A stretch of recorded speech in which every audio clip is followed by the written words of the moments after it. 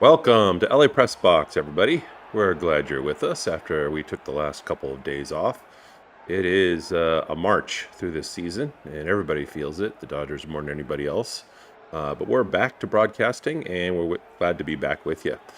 We're at the finale of this four-game series between the Los Angeles Dodgers and the Milwaukee Brewers at Dodger Stadium. And as always, whether you're blacked out, away from a television, following along on the road, or just looking for a deeper way to experience Dodgers baseball, the LA Press Box is your live game companion. We have our command center running as usual, and that'll take care of the stats and such and the matchups, but we'll take care of the stories. And as always, we want to invite you to get lively in the chat. Milwaukee took Game 3 last night, 4-1, and so now they are experiencing a 2-1 lead. The Dodgers are hoping to break even with a win today. One thing that we saw yesterday was the fact that Robo still is struggling, maybe not quite as dramatically. He gave up 4 runs again, but he did last longer, and he gave up fewer long balls in the game. And so hopefully he can kind of very gradually at least improve and then get back to his old form for before the All-Star break once the Dodgers are in the playoffs. But on to today, and another day to look forward to our revamped starting pitching. And no one symbolizes that any more than Tarik Skubal, who the Dodgers, of course, acquired right before the trade deadline. So the Dodgers right now are looking for, as usual, trying to string together offense when everybody can be in coordination, always playing solid defense, and having a starting pitcher go deep into the game before he hands it over to the relief pitchers. One of the things that has really become apparent is the struggles of Edwin Diaz when he's been given opportunities over the last week or so as a closer. But what I want to do is I want to take you to the matchups that are just over my shoulder and start, as always, with the Dodgers defense. So we have Tarik Skubal over there going to the mound for the third time for the Dodgers since the trade. One time on the road, one time at home. This will be his second time at home. He's got a win-loss record of 7-6. His ERA is 2.93, very solid. He's given up 12 home runs, so hopefully that's not a trend that continues. But he has an outstanding, really sterling ratio, as you can see, of strikeouts to walks. In other words, Ks, which is 128 this season, to bases on balls, or BBs, right there. Only 18.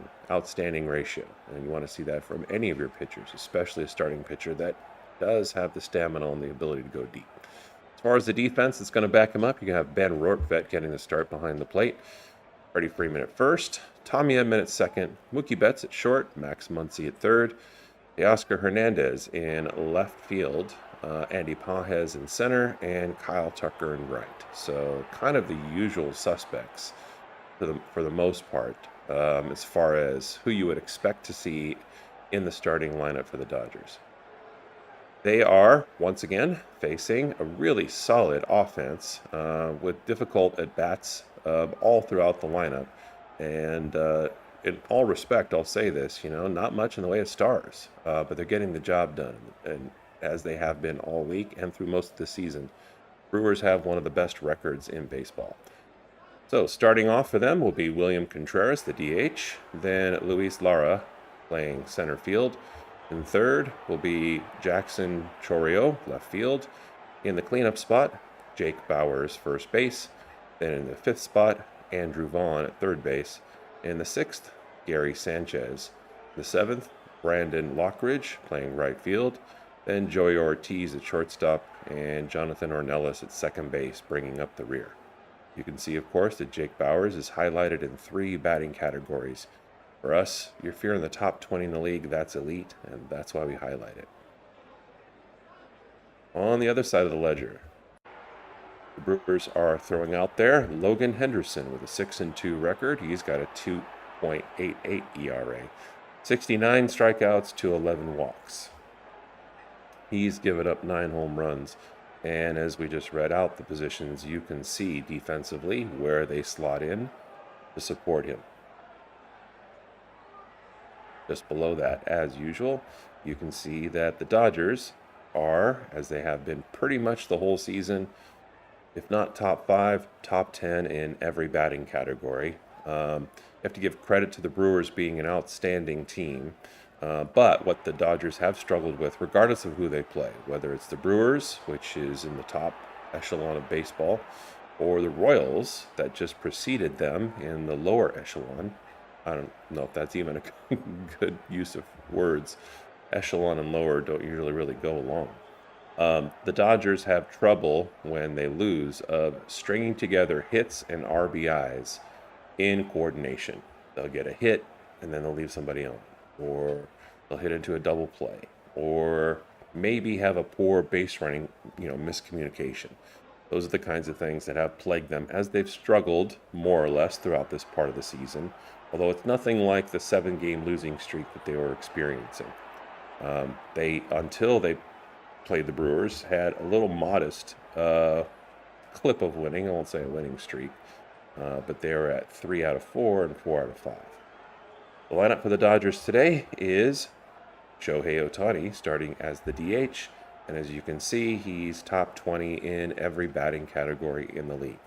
Current batting average is .289.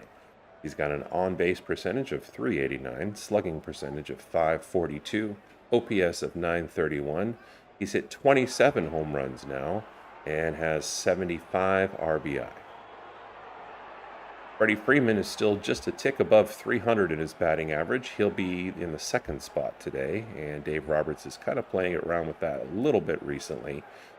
For much of the season, it's been Andy Pages second and Freddie Freeman third, but today they flip back. Pages is batting in that third spot, an average of .269, and as he's been through most of the season, he's right on the cusp of elite with his number of RBI. Right now, it's at 77. Max Muncy comes into the cleanup spot today at third base. He's batting .249. He's got 23 home runs. Mookie Betts at shortstop gets the 5 spot. Kyle Tucker moves to 6 in right field, batting .234 with 11 home runs. It's been a while since we've seen Kyle Tucker hit a home run. Then Tommy Edman, who has hit a home run recently, and so now his total is up to 4. Tommy will be in the 7th spot while he's playing second base today. Teoscar will be moved down to the 8th spot, playing left field as we said before, and then Rortvedt, the catcher, bringing up the rear. Very, very modest average of .222. No home runs, 1 RBI.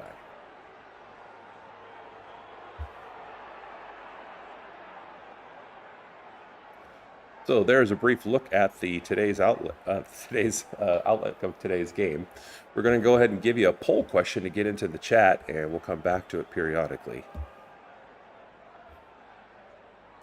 But it's been a few days since we did a poll like this. Let's see what you think. They've had 2 losses of the last 3 games against the Brewers, but they've all been, to some extent, pretty close. And so it would stand to reason that today is also going to be close. In that case, let's see what you think. Type in the chat a 1 if you think the Dodgers are going to make a comeback late this game and ultimately pull it out after they come from behind. Type a 2 in the chat if you think the Dodgers will take the lead and hold on. A 3 in the chat if you think it's going to go to extra innings. And they've had an extra innings game in the last week, so that's not out of the question. And then number 4, if you think the Brewers are going to make this the 3rd win out of 4. So 1 for a Dodgers comeback in the chat, 2 for Dodgers holding on, 3 for extra innings, and 4 for the opponent winning.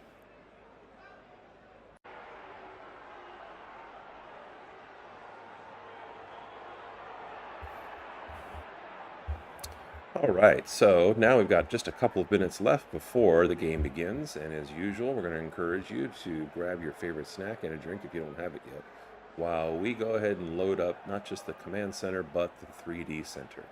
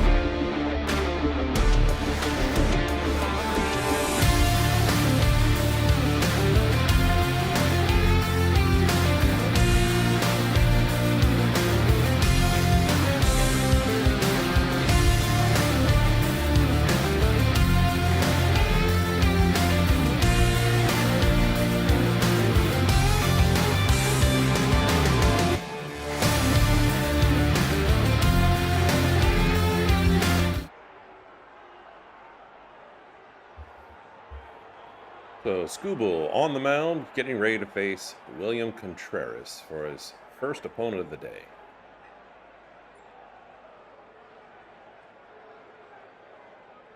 Contreras swings and fouls it off, and we are underway with a strike. Contreras batting .257 this season with 12 home runs.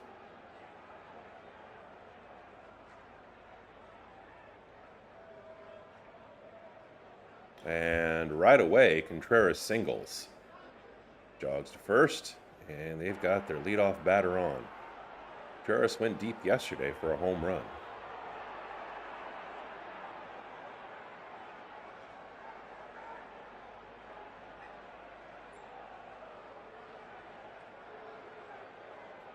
And now, number 2, the switch hitting Lara, batting .235 this season.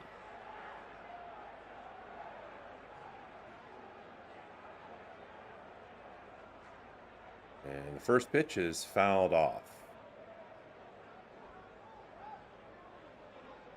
Scooble not quite as dominant since he's pitched for the Dodgers, and in 2 solid outings, he's winless. He has not collected a win yet.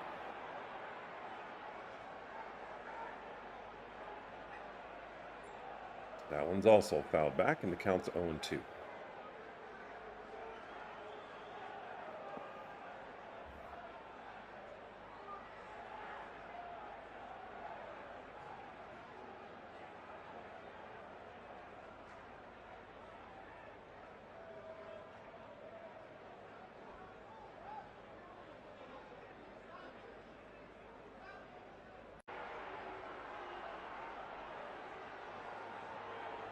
And this one is fly to center. Andy Pajes is coming up and makes the catch without any trouble, and no threat of the runner at first tagging to second.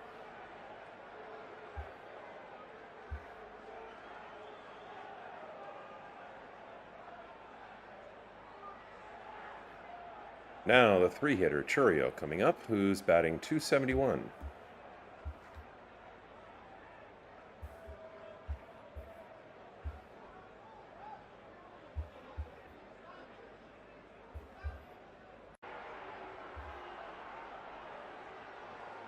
And swung on and missed there. So the Brewers showing that they're going to be aggressive early against Scooble. 1 out, runner at first.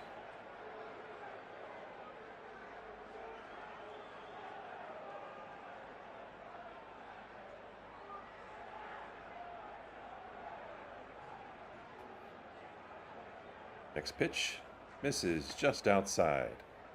Counts 1-1.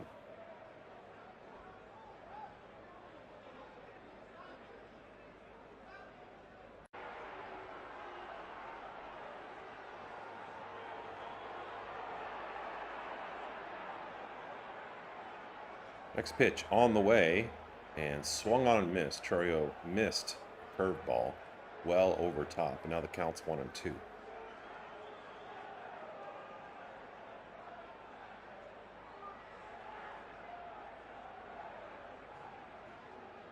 Next pitch on the way from Scooble after he looks to first, into the dirt. Change up at 88 miles an hour. And the count's 2-2.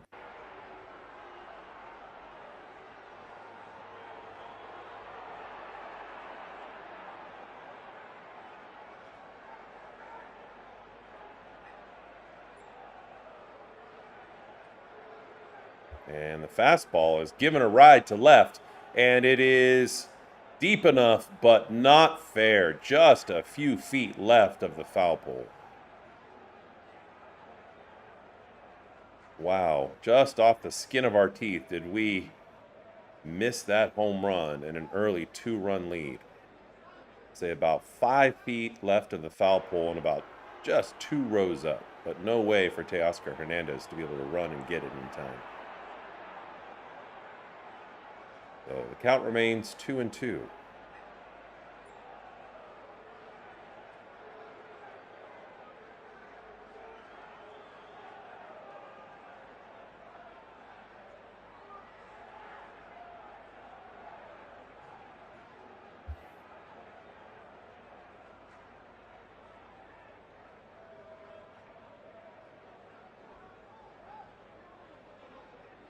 Next pitch.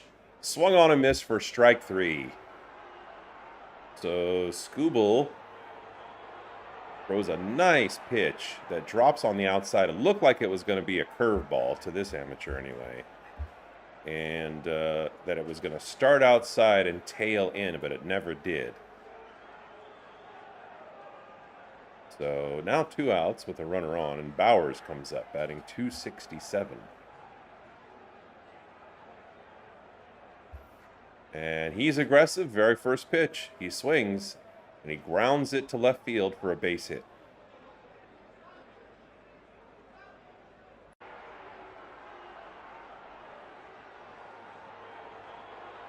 So now he's been on base 19 games in a row. One of many Southern California products from Marina High School. So Skubal narrowly avoids giving up a home run. Gives up 2 hits in this very first inning. And now he's got a runner in scoring position, 2 on in fact, with 2 out.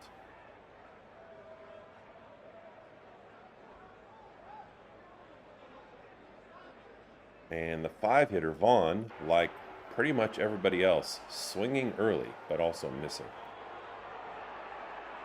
The scouting report is out. That is, the Brewers are going to attack Skubal. And Vaughn's batting average is .297. That one just misses.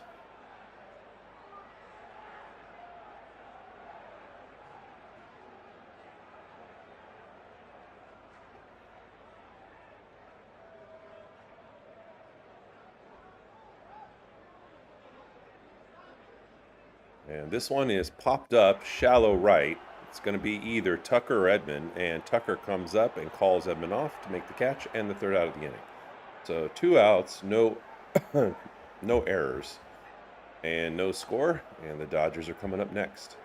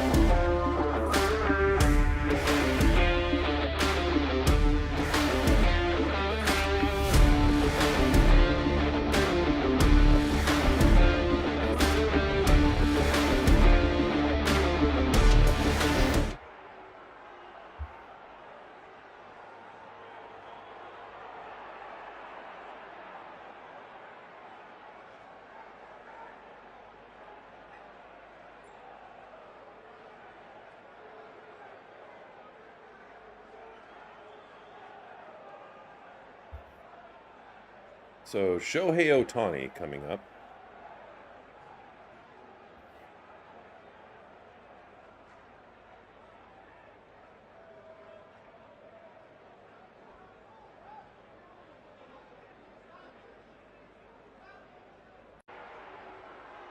Shohei's 2 for 11 in this series.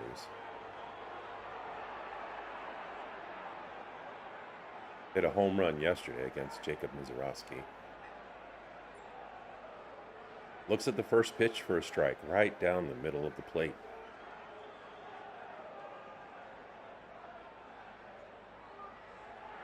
And watches the next one float wide for ball 1.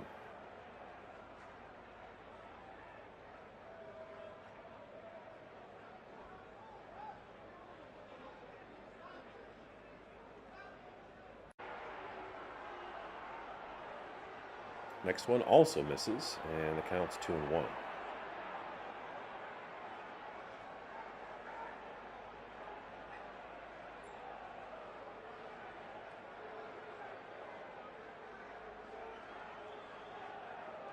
And the next pitch just misses. No challenge. And so now Ohtani's got a hitter's count with 3-1 and nobody out.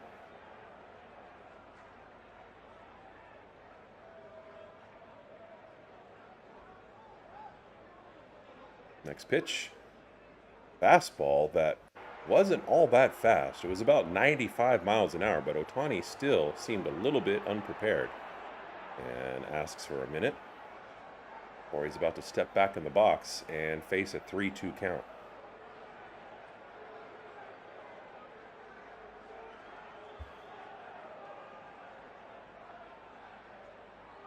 The full count pitch on the way from Henderson and cracked to first in the hole on the ground. And Shohei's got a leadoff hit.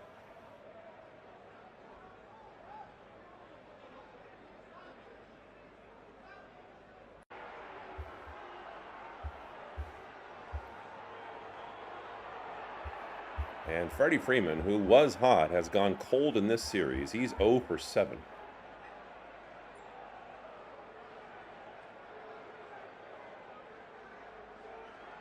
Came into this series at about 308 batting average. Now he's 301. And looks at that one. Just missed low and inside for a ball.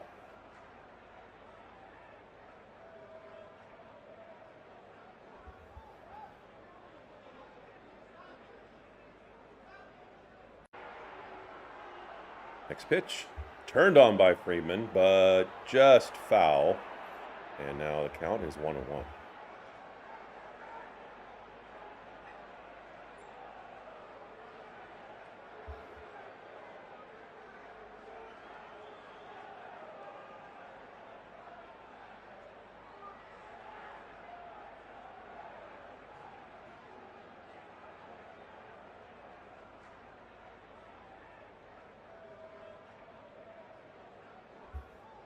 Freeman damaged the previous bat, so he had to go and get a new one.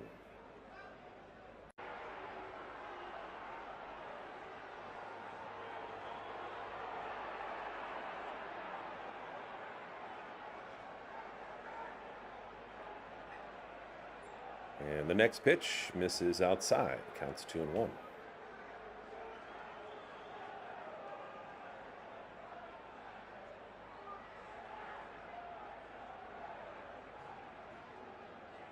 Lots and lots of base hits for Freeman. He had a good solid hitting streak going until this series started.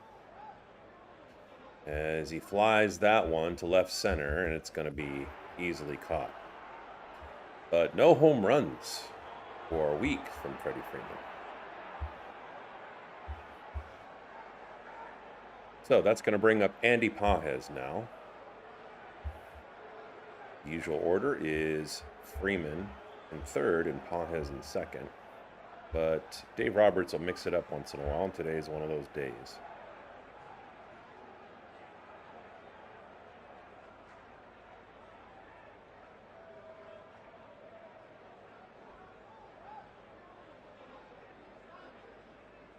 And that one just catches the strike zone as Andy looks at it. Counts 0-1. And he's batting .269 with 20 home runs. 77 RBI, which is in the top 20 of batters in the league. And that one also well placed. And he's in a hole now, 0-2.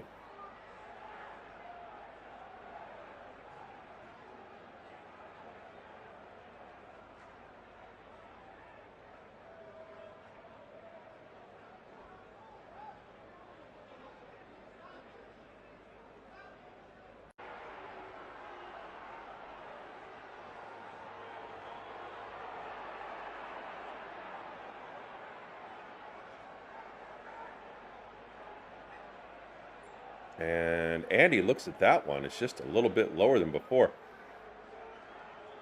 It's just strange, because there are times where Andy will challenge pitches and lose early in the game. And it's like there's certain pitchers or certain pitches at least, he just completely misjudges. There are times that he'll have a really tough at bat and he'll foul off a lot of pitches. And he goes down looking, and now Max Muncy comes up, batting in the 4th spot today, and watches the first pitch low for a ball.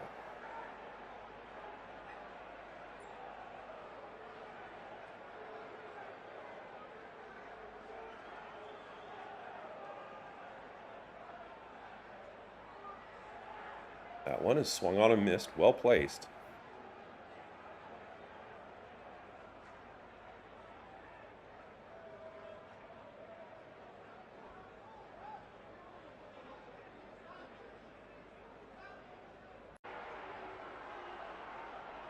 Next pitch on the way from Henderson is fouled off, and Muncy stays alive, 1-2.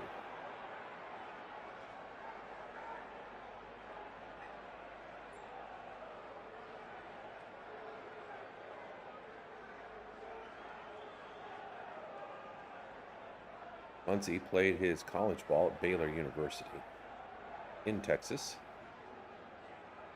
The Green and Gold Bears. That one is fouled off. Well-placed pitch. Just on the lower outside corner.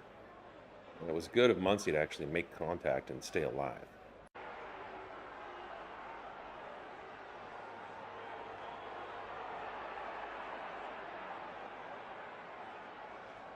Muncy's 2 for 8 this series.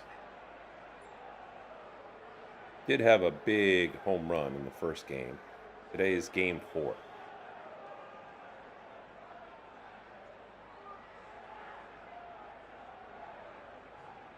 And the next pitch gets Muncy chasing as he's protecting the plate. Very well placed by Henderson, and knowing that Muncy was previously had swung at pretty much the same pitch in the same spot, gets him to reach a little bit and not be able to make contact. And he goes down swinging. So at the end of 1, it's the Dodgers 0 and the Brewers 0.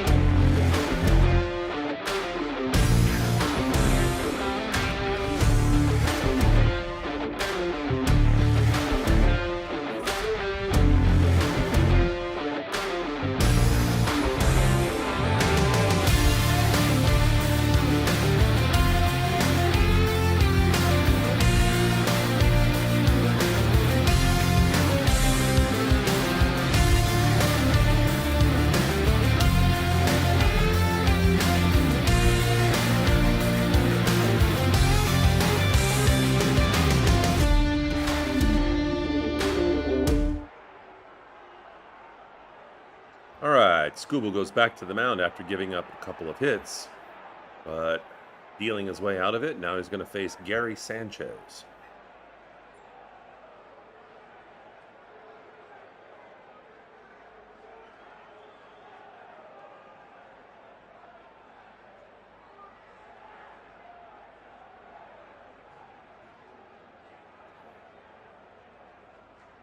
Sanchez is batting .227 on the season. 10 home runs.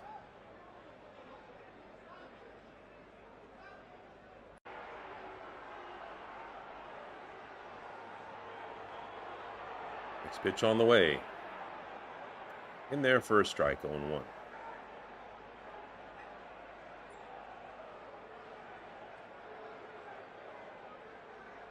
Warm, sunny, and pretty darn clear day in Los Angeles. Next one, jammed up inside as he swung. Well-placed ball by Tarek.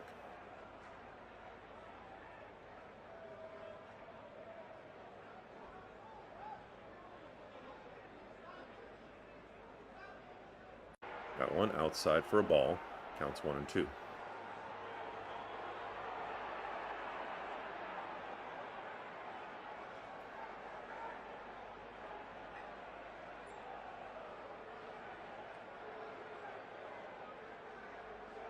Next one down the pipe and fouled, and now the count remains 1-2.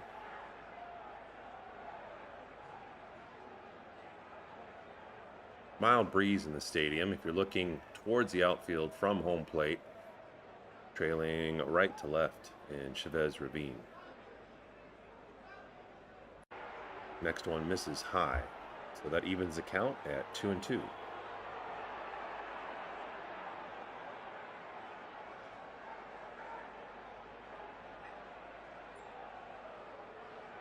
And swung on and missed, strike 3. Second strikeout for Skubal so far in the second inning.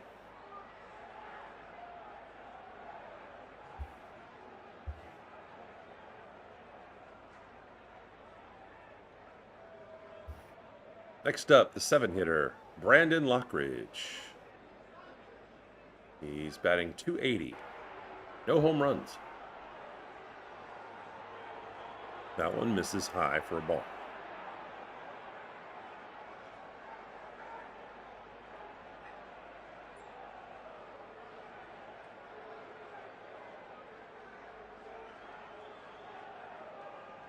Next one also high, 2-0.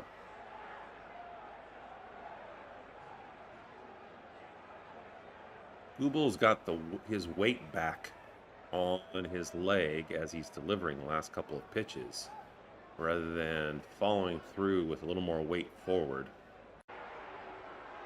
And does it for the third time, missing high, 3-0. He's kind of almost leaning back a little bit.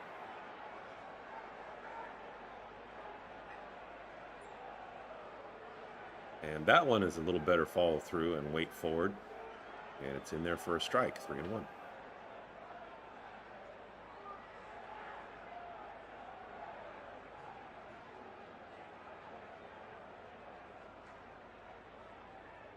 And that one, well placed, and Lockridge makes contact and just fouls it back. Now the count's full.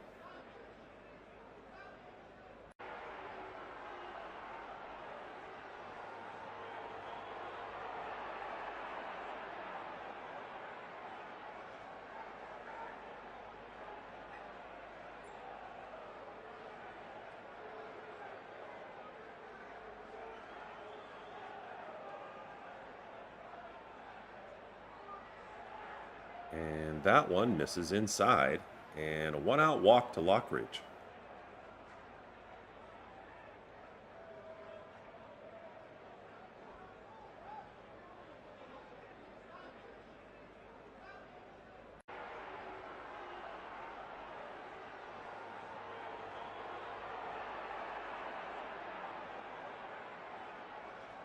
So a 1-on, a 1-out, and now Joey Ortiz, the 8-hitter, comes up,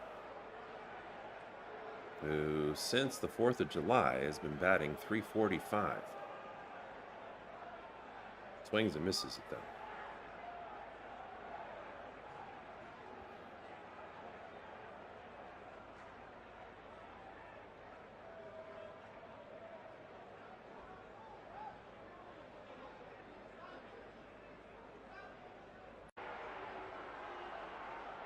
One misses low, counts 1-1.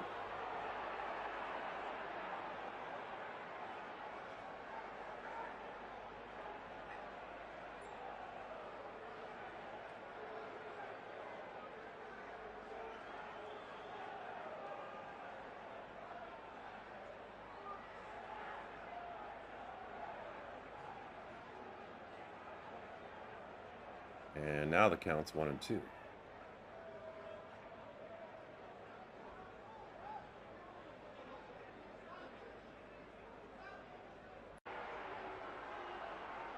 Skubal with a walk, and that's a little bit uncharacteristic of him.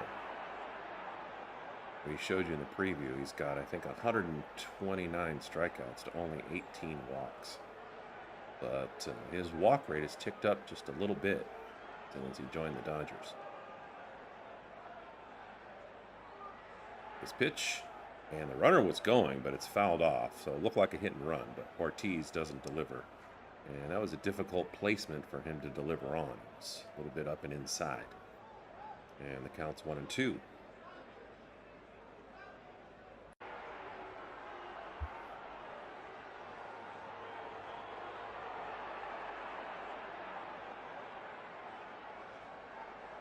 Skubal looks over at first base at the runner that just tried to run and delivers a strike fastball 98 miles an hour for his third strikeout.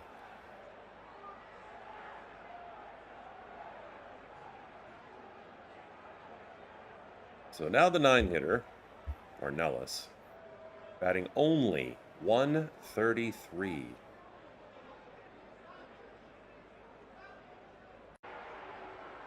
No home runs, no RBI.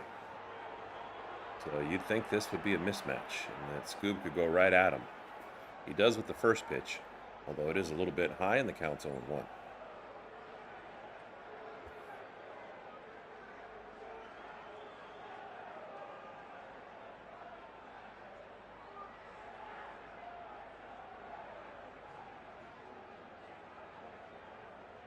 And the next one fouled back for 0-2. So Scooble 1 strike away. 2 outs and a runner at first.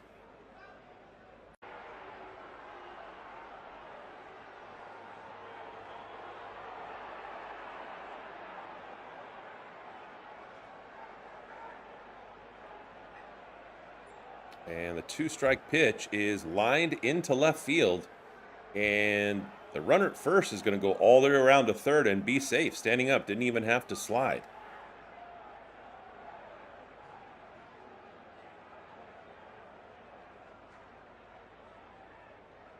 I don't like how Teoscar seemed to just kind of jog to that ball. I wonder if there's a scouting report. I mean, they have to. There's so many millions of dollars available and at stake. They have a scouting report on not just like errors and, I don't know, maybe great defensive plays on outfielders, but just routinely how much effort they give to try to get to the ball. Because if they do, they'd know that Teoscar has some plays where he doesn't go 100%. And that ball was hitting a spot that was difficult to be able to get to and throw to third in time. But should have been able to at least try to make a play on a guy that was coming from first base. But Scooble gives up a hit with 2 outs and 2 strikes. And now he faces the top of the order again with Contreras. Contreras is 1 for 1 today. And he was 2 for 4 yesterday with a home run. The average on the season is .259.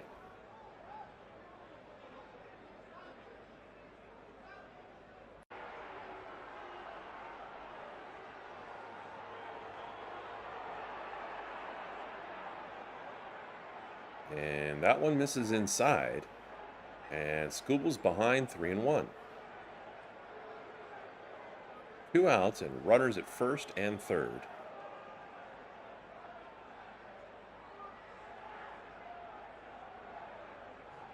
And the next pitch on the way from Scooble to Contreras is a changeup.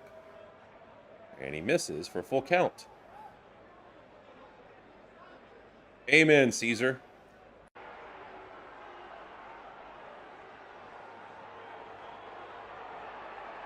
Let's go, Dodger Blue. So full count, 2 outs.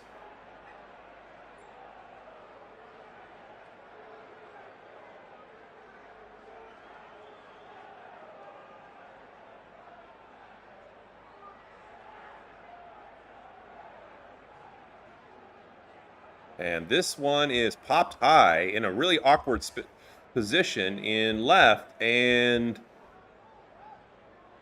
it bounces out of bounds and then out of play. And that looks like another one of those plays where Teoscar's not busting his tail. He needs to bust his tail and try to call off Max Muncy and say, I got this, because he's got speed. But I just don't see him completely like laying out. And that's really frustrating. And if something comes from it, especially at this at bat, it's justified to be frustrated about that. So the count remains full, 2 outs, runners at the corners.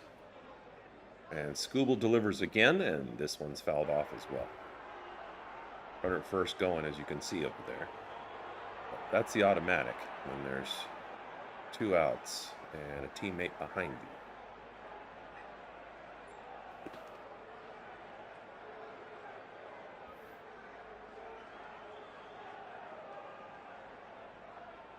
Payoff pitch from Scooble, and another walk. 8-pitch walk, and they're going to have a quick talk on the mound with Scooble.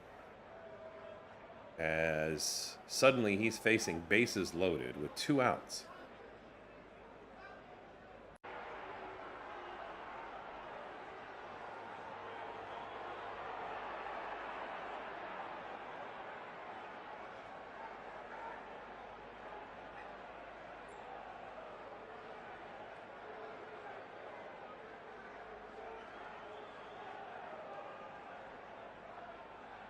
And the home plate umpire set to come out and get back to work, and have Scooble face the number 2 hitter, Lara, who's 0 for 1 today.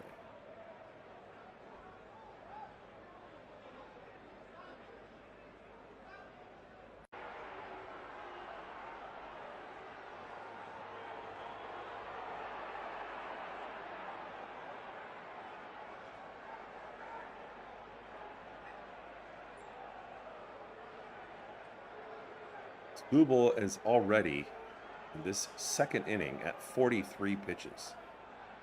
Gets Lara to chase that changeup that's well low.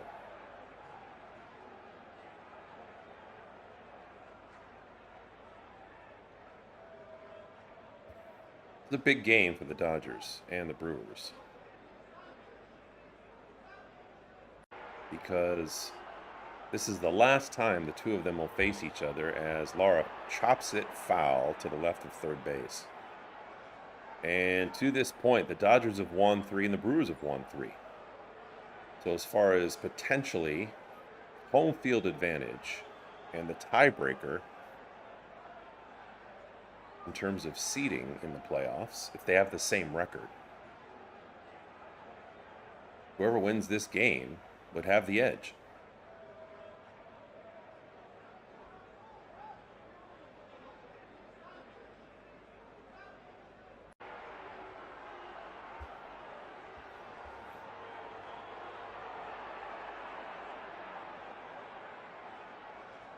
And this one is chopped past Scooble to Mookie Betts, who underhands it to...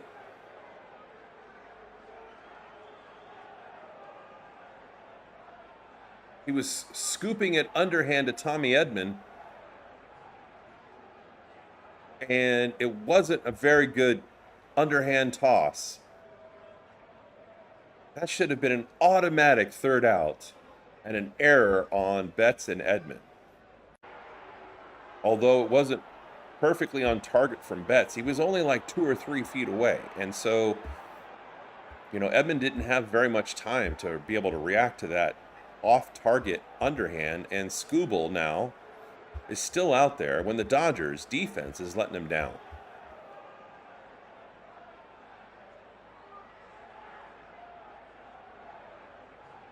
What a shame. So now Churio's up. Was 0 for 1 today. And this one is flied high, and it's going to be a challenge in the sun.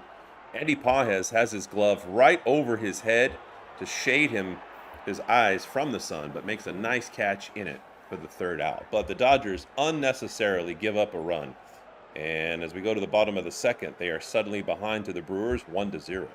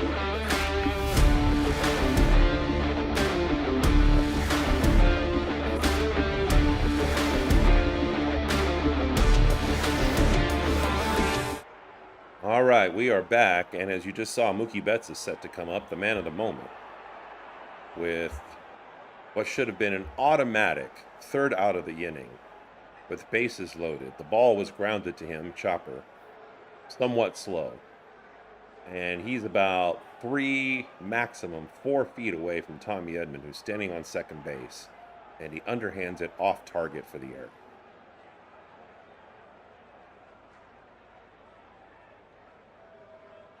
Betts looks at strike one. Mookie's defense has been a little suspect lately, and he was lights out before. Looks at that next one. And now the count is 0-2.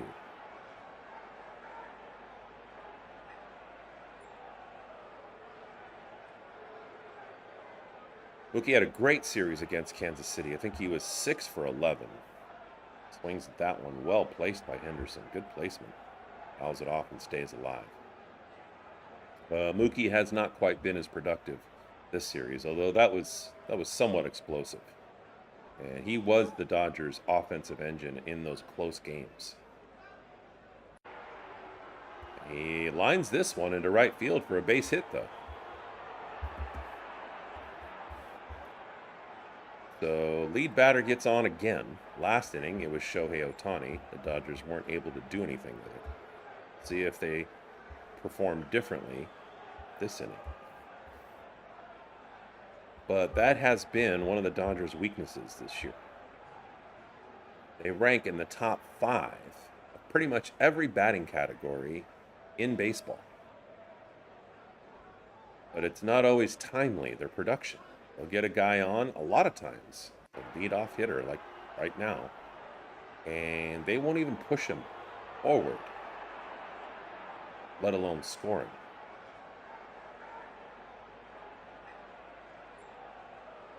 So now Tucker comes up, the 6 hitter. He's batting .234 with 11 home runs, and I can't remember the last time we saw Kyle Tucker hit a home run. It was weeks ago. It was during the road trip, definitely. Might have been against the Cubs. I'm not sure.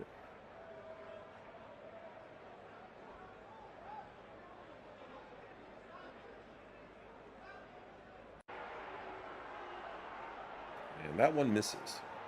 And the early count to Tucker is 2-1.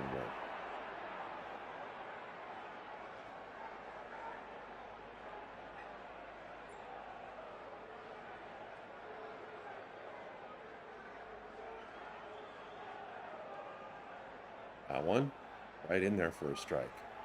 And Tucker's bad at home. It's not just an opinion, it's a fact. He's got the second lowest OPS, I believe, of any baseball player at home. And he's okay on the road. Not good at home.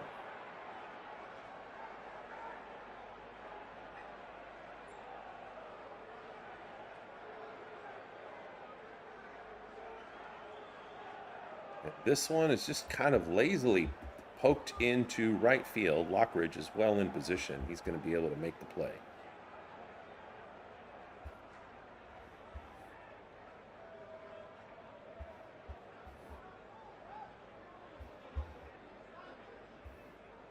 So now Tommy Edman.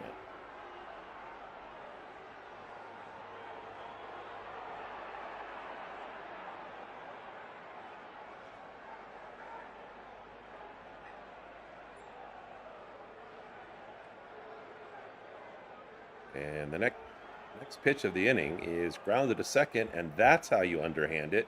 Even though it's much more difficult, the Brewers convert, and like a top elite team, not only do they make the play at second, they turn two. And so a quick up and down for the Dodgers, even though, once again, they start the inning with the leadoff batter getting on, but they do nothing with him. And at the end of 2, it's the Brewers 1 and the Dodgers 0.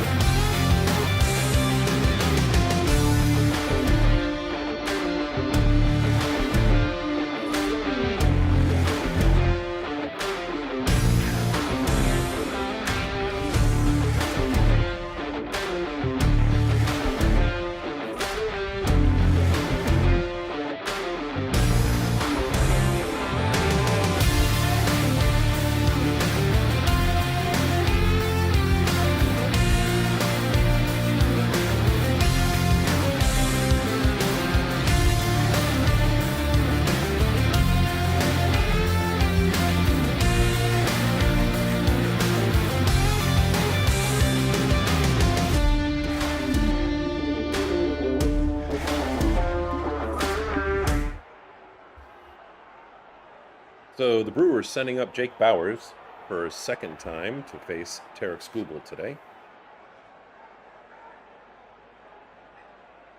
Skubal threw 33 pitches in that last inning. Just 1 for 1 already today. Got 21 home runs, by the way. 68 RBI. And welcome, Ro. Appreciate you coming in, you and Caesar.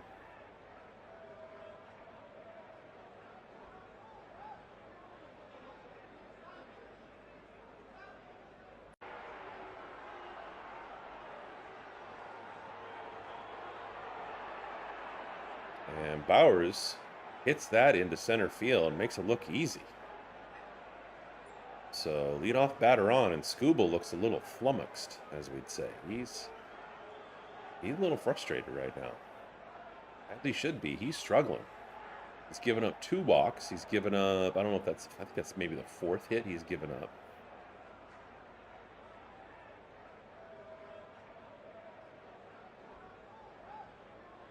Now the 5-hitter Vaughn comes up, is 0 for 1. And that pitch is called a ball, and Skubal taps his head, saying he wants to challenge. That's not something you see from pitchers very often, and most pitchers don't have permission to challenge, because what they found out early in this challenge system is that the pitchers are the least reliable people to challenge. So the count's 0-1.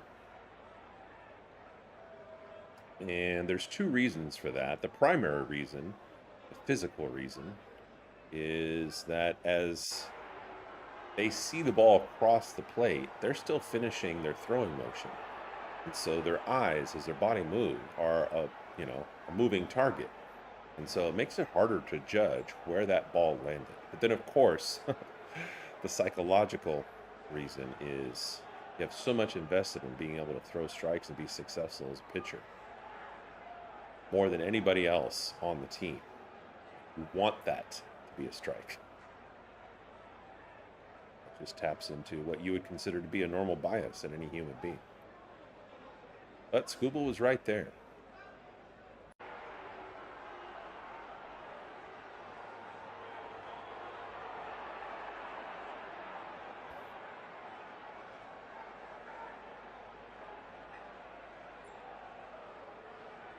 Skubal looks over at first and delivers to Vaughn. And this one is grounded to Mookie Betts, who shovels it again, but this time it's on target. And Edman takes it, steps on second, and throws to first for a double play.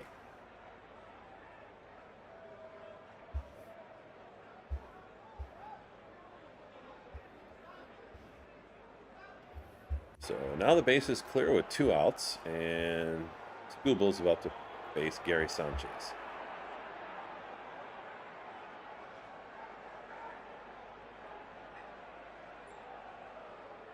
And the first pitch is a strike as it's fouled back. Sanchez is 0 for 1 today.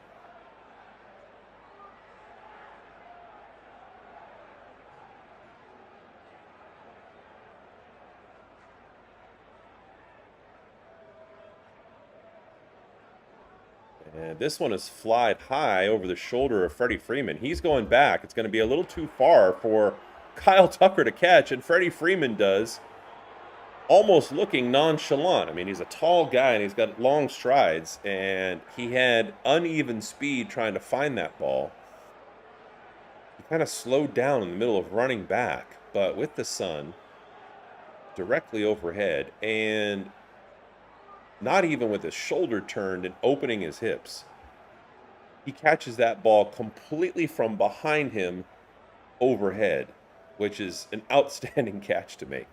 And so 3 away with some good defensive play for a change this inning compared to the last, and also a very quick experience for Tarek Skubal. Nothing like the 33 pitches he threw last inning. And we go to the bottom of the 3rd, and it's the Brewers leading early 1-0.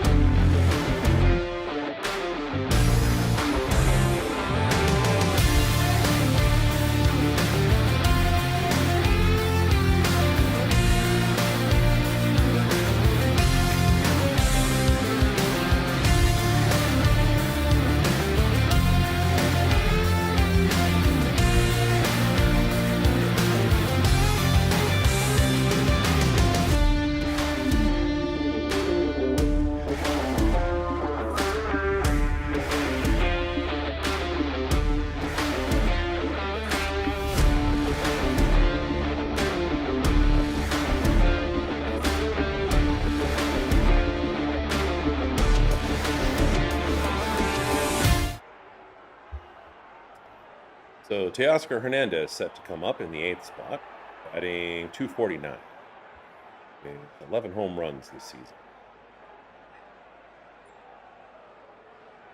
And that catch by Freddie Freeman, as Teo looks at a ball, was commendable from a football standpoint. Like if you were a receiver just running straight down the field, let's say right down the seam, the middle part of the field, and the quarterback throws it deep and then over your shoulder, that is not always the easiest catch to make. But that doesn't even do justice what Freddie Freeman just did.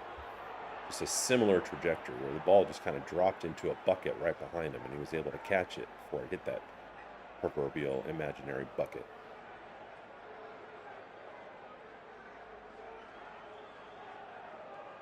So the man with marginal effort in the field, Teoscar Hernandez, is up.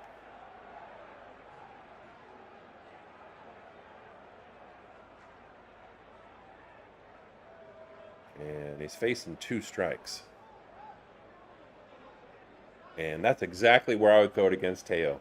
Wow, that's even wider than the junkie normally swings at to strike out. I mean, there's a scouting report out on him. And it's throw him a curve with 2 strikes. It looks somewhere close to being a strike, but breaks well outside the strike zone because he'll chase it and look silly. That's exactly what happened. So now Ben Rortvedt comes up, the man who gets to start behind the plate today, and swings at the first pitch, and he pops it up. And it's going to be easily caught, and suddenly there's 2 outs. So now the Dodgers go back to the top of the batting order when Shohei Ohtani comes up. He'll be looking for his 2nd hit of the day. Started with a single. And like the first 2 innings, the Dodgers got their starting batter on and did nothing with it.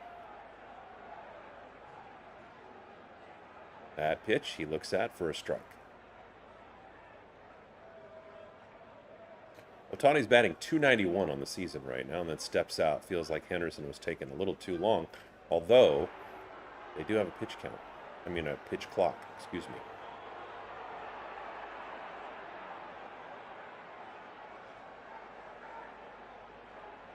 Henderson doing a really good job against the Dodgers so far, as that one's fouled back, and the count's 0-2. When he throws fastballs, I mean, he's got the Dodgers a little bit off balance, and he does not throw fireballs. They're like 94, maybe 95.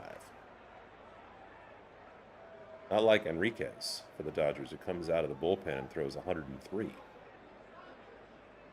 Ohtani looks at that pitch outside for a ball.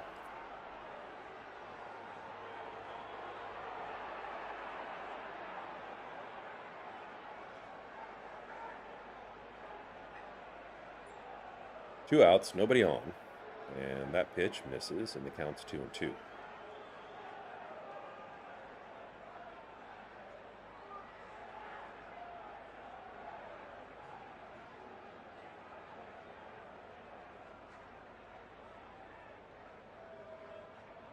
Oh, and that one is way outside and fools Ohtani. So I believe Def Leppard said it best, but foolin' is what's happening to some of these Dodgers. And it's a really good job by Henderson. So at the end of 3, it's still a narrow lead for the Brewers in this rubber match of the 7 games the 2 teams are going to play this season. Brewers are up 1-0.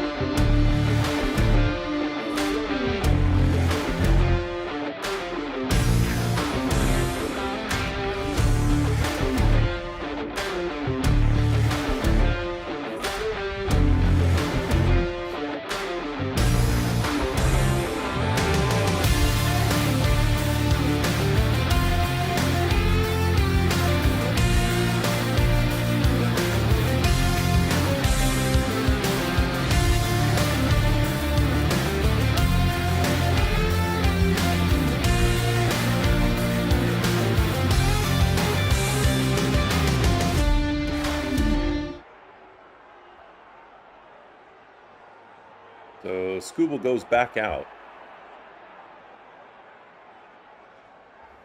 And Ro, I thought I saw most recently during the break that Cubs are down 9-2. Is that true to St. Louis? Lockridge coming up, 7th hitter. Walked the first time up today.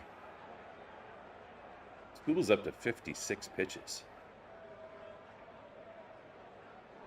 That one is inside and fouled to the left. Although I think it was Eric Lauer in the last week who threw like 113 pitches in the game, longest of any Dodger starter. That one right in there for a strike.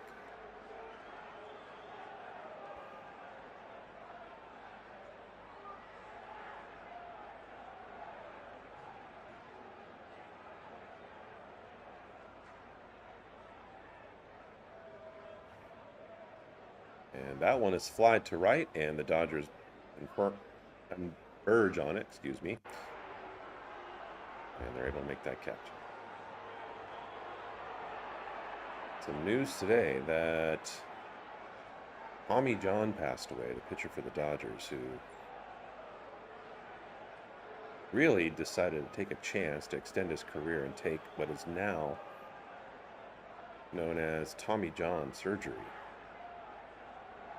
Really ushered in a new era of baseball, especially for pitchers, being able to recover from what used to be a debilitating and career-ending injury.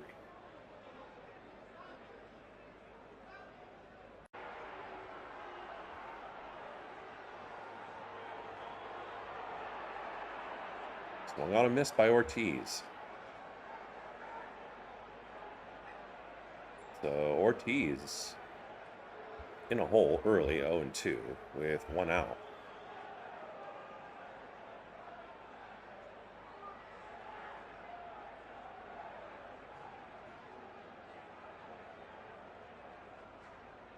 And the next pitch from Scooble gets Ortiz chasing for his 4th strikeout of the day.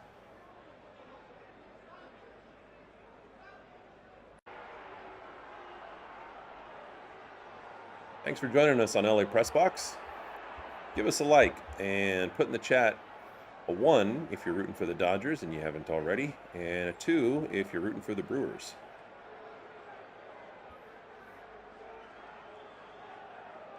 Ornelas comes up, the 9-hitter, who's 1 for 1 today. Just saying something, because the guy has a 188 batting average.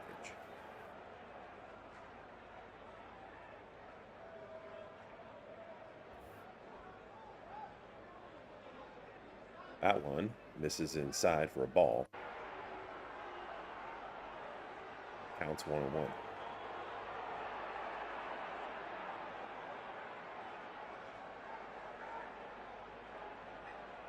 That one misses low. Check swing by Ornelas, but they say he didn't go. Hey, Alaska. Hope you're settling in well as you moved from Alaska back to California, but you'll always be Alaska to us.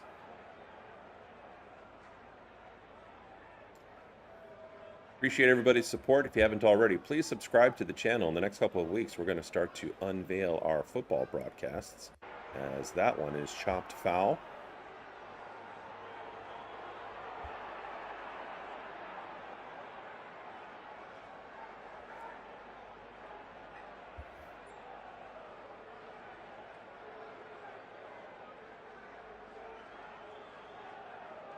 Next pitch on the way from Scoob. This one is grounded to Max Muncy, who charges it, throws across the diamond well in time to Freddie Freeman for the 3rd out of the inning. And Scooble has now retired the last 5 hitters. But the Dodgers are still scoreless. And we go to the bottom of the 4th, and it's the Brewers 1 and the Dodgers 0.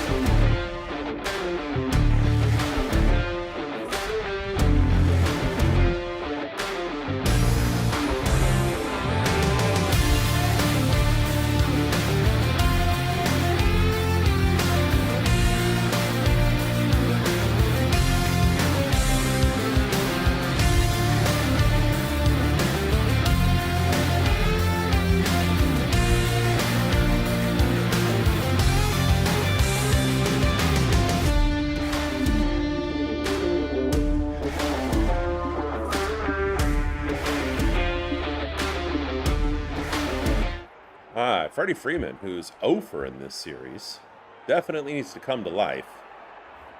He had a nice hitting streak going until he hit the Brewers skid. And I just saw on the broadcast, they advertised Luka Doncic bobblehead night. And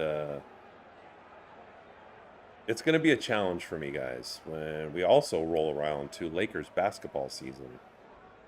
Because I was a Lakers fan long before I was a baseball fan of the Dodgers.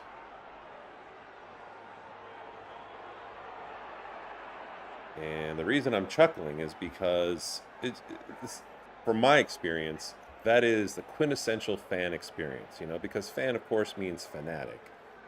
Being fanatical, being delusional, it's kind of an element of rooting for teams. And I've never played organized basketball. That's one reason why the guys in the neighborhood, Roe especially, could just torch me. He didn't get many chances to play basketball against me because I knew what was what. I knew what was about to happen. As Freddie flies out to left field and knows it's going to be an out immediately, just jogs back to the dugout. But you want to see a kid, and now an adult,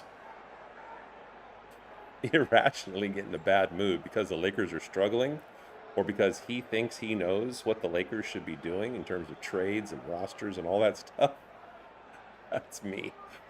But this is what I signed up for. To be anchored to LA sports, which I love. And so we'll see how that goes in a couple of months.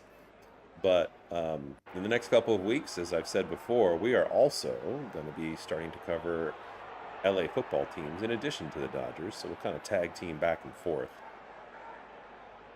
And one of the things that I'm really looking forward to is kind of bringing to you a little more qualified opinions compared to baseball. I mean, I played baseball for a long time, but not at the higher level beyond high school.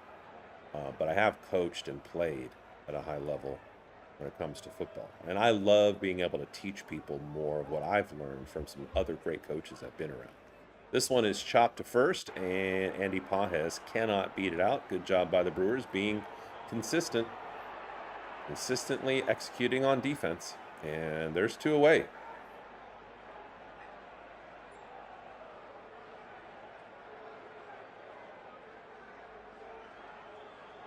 So if you can share our channel with other people, especially those people that aren't into baseball, and I understand baseball can be a little bit of a slog in the middle of the seasons. It's not always the most dramatic. But once the playoffs hit, to me, that's a completely different thing. Even compared to football, I feel like the suspense and the buildup for baseball, when the circumstances are right, can't be beat. But share it with those you know that we're a new channel that wants to bring people together and give you guys a place to connect.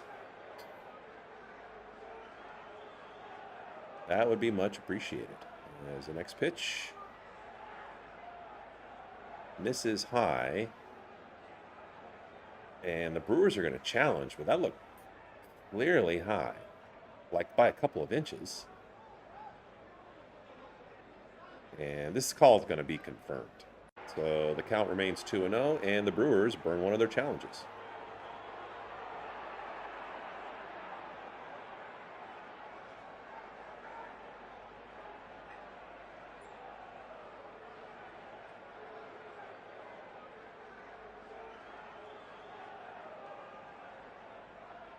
And this one is blasted to right field. It's carrying, guys. It's carrying. It's in the spot that Max Muncy usually unloads most of his power, and it's good enough for a home run.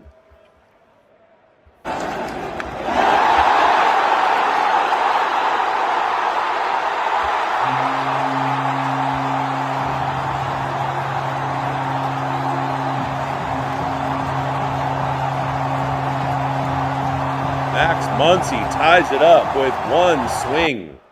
One swing is all he needs, which is also the case for most Dodgers batters. Even Tommy Edman, who hit a home run yesterday, is not known for power, but got it done.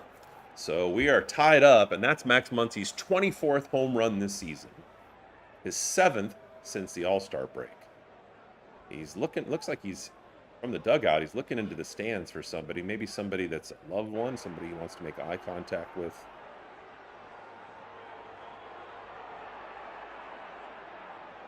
So now Mookie Betts comes up.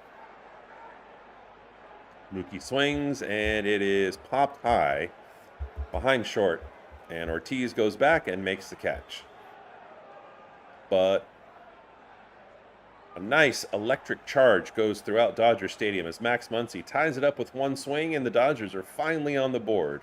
And at the end of 4, it's the Brewers 1 and the Dodgers 1.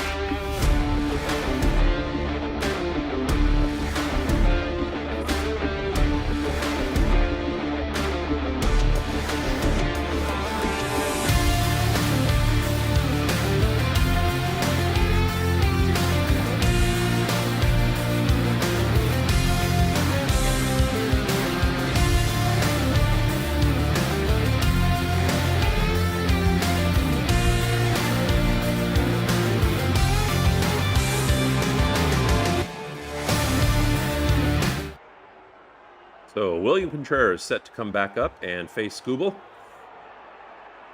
And Contreras is 1 for 1 today. Batting .259 on the season.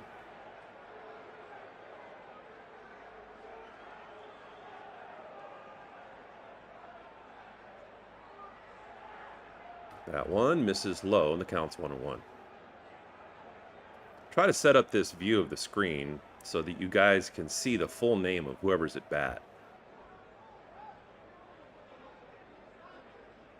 And then I'll move the screen around to help you kind of follow the action. That one is fly to right, and it looks like Kyle Tucker is going to be able to catch it just near the foul line.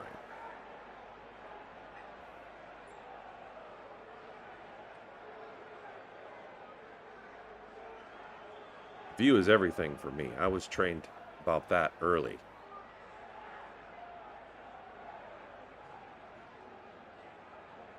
Like I said, my football experience is very different than my non-existent basketball experience.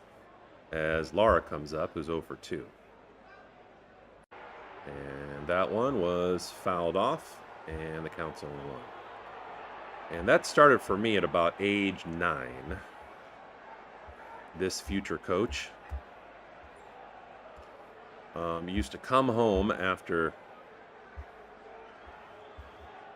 8-man football, tackle football games at a place called Kelby Park in Covina, where I grew up, and was made to rewatch the game in slow motion with my dad. And it was a great thing to be able to see myself and see the other players in the game slowed down and be able to understand the game. And so I was just raised with being a visual person, especially knowing the value of being able to view things.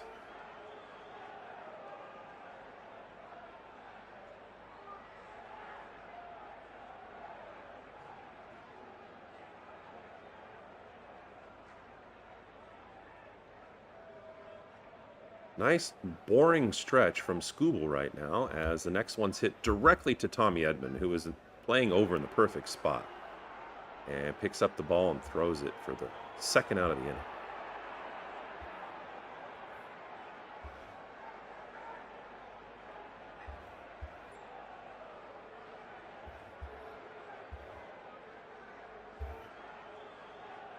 And he's going to face the three-hitter Churio. Jackson's 0 for 2 today. First pitch in their first strike. Scooble's looking a lot more comfortable and confident now. And what I didn't realize was how good a changeup Scooble has. I think a lot of times, if you're just naive like I am, and you're not watching Major League Baseball,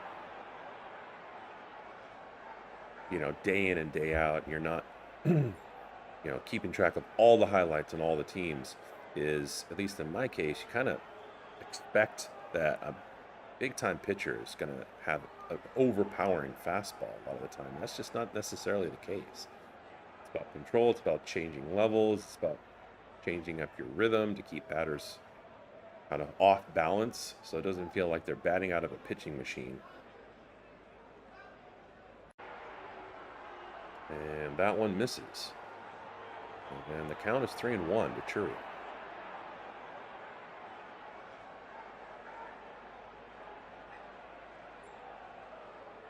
And that one is swung on a miss, so it's full count.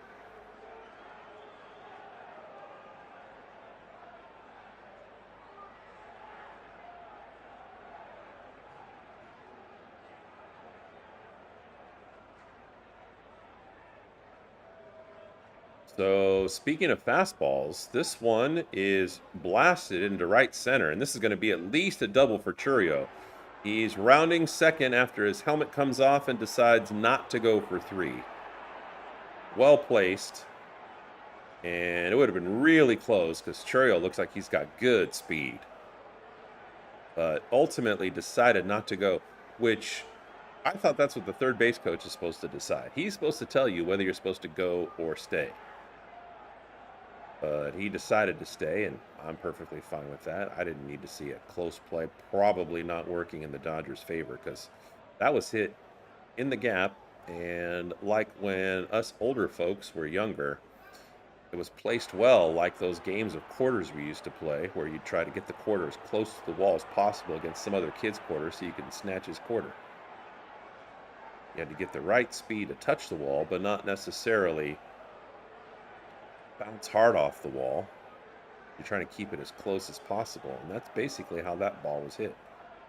Once it hit the wall, Tucker had to pick it up when it was only about 3 or 4 feet away from the wall. So, long run to get there, and then had a long way to throw it in. So Bowers comes up. Dangerous, efficient, talented hitter. It's brushed back with that pitch. And the next one just misses outside, and the count's 2-1. So Churio on second in scoring position, 2 outs. And Scooble trying to put down Bowers.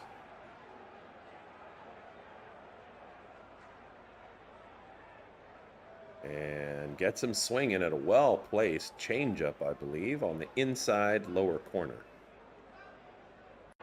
Now Scooble, who's thrown 85 pitches, has a 2-2 count, and trying to get out of this inning and get into the 6th.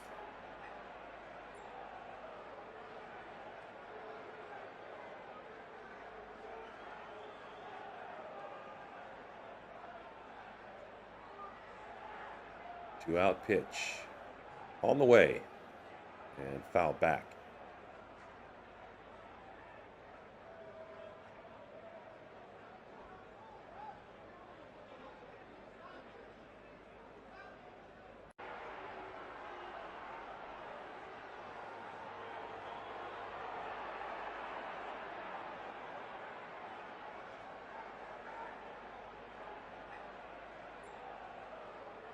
And a changeup is struck well to right field with Churio's speed. He's going to score no problem from second base after his double. And Bauer now is 3 for 3 as the RBI brings home Churio. And Skubal gives up an earned run after he had 2 outs. And the Brewers retake the lead 2-1. So now Andrew Vaughn comes up, who's 0 for 2 today. And that changeup misses high, ball 1.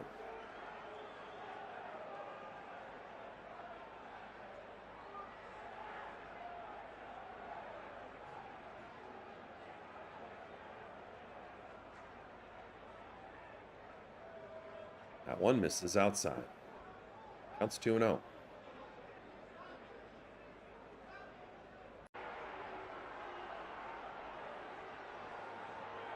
It's picking up a little bit, Dodger Stadium. They swirl because they are in a ravine. That one in there for a strike.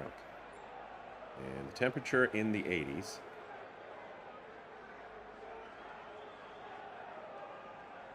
I was recently reminded of how spoiled we are in California when it comes to the weather. And that one, a base hit to left field. So Skubal gives up 3 straight base hits.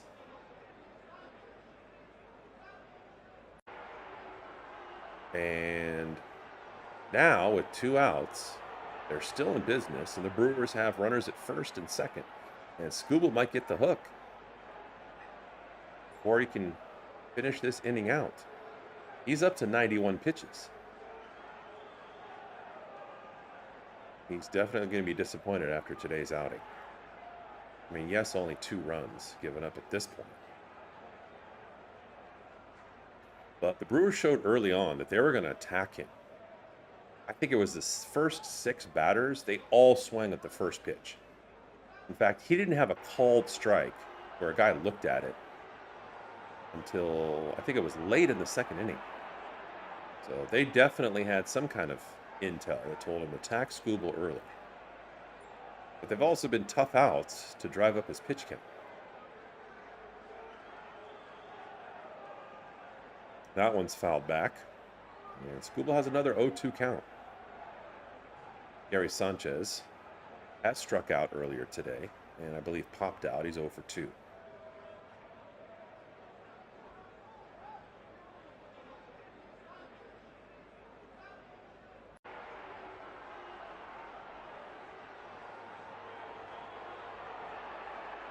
Next pitch. Low and outside. Check swing from Sanchez. They check with first and say, no, he did not go. It was close, but I didn't think he went. Just joining us now, welcome to LA Press Box. Go ahead and hit that like button. Love for you to subscribe. And then put in the chat whether you're rooting for the Dodgers. Put a 1 for the Dodgers or a 2 for the Brewers.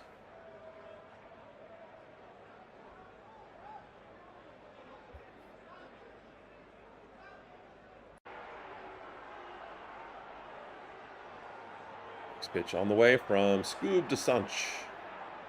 This one's grounded right in the hole. Max Muncy decides wisely to kind of run past Mookie Betts because he knew Mookie would have an easier time setting his feet after catching that ball, albeit deeper, and throwing to first. And he does for the 3rd out of the inning. But with 2 outs, Skubal, who was cruising for a bit, got a bruising, gave up consecutive hits. Double and 2 base hits, and that might be it for him. We'll see. I mean, he's squarely in the mid-90s in terms of pitch count for the day. So we go to the bottom of the 5th, and the Brewers retake the lead 2-1.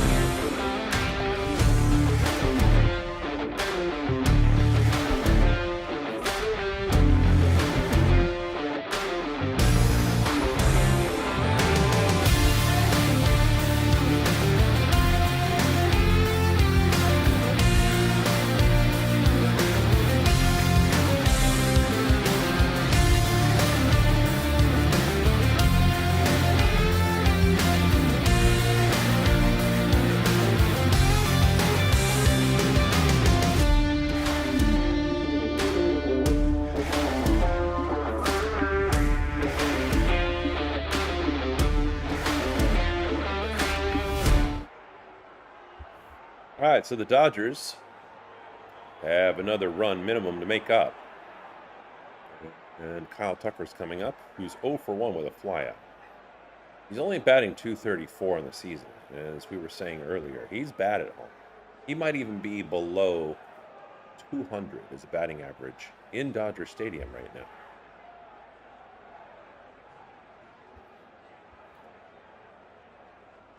Not exactly sure why that is. I'm not going to speculate. I'm not going to say it's because Tucker's hitting the clubs. LA's got some great clubs. I'm not saying, but I know a dang thing.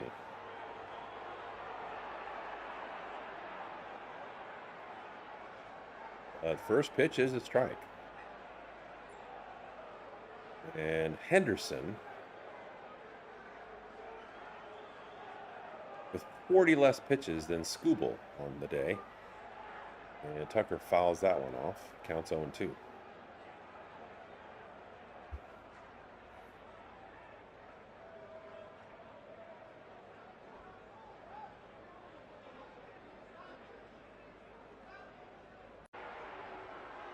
.02 pitch to Tucker. Grounded to second, no big deal. Ornelas can make this play in his sleep. That's why he can double hop as he's shown. And Kyle Tucker is 0 for 18 on this homestand.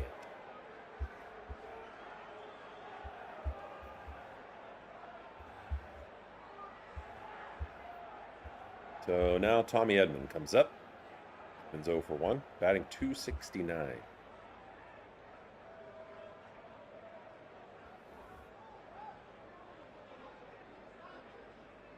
one catches the outside of the strike zone for strike 1.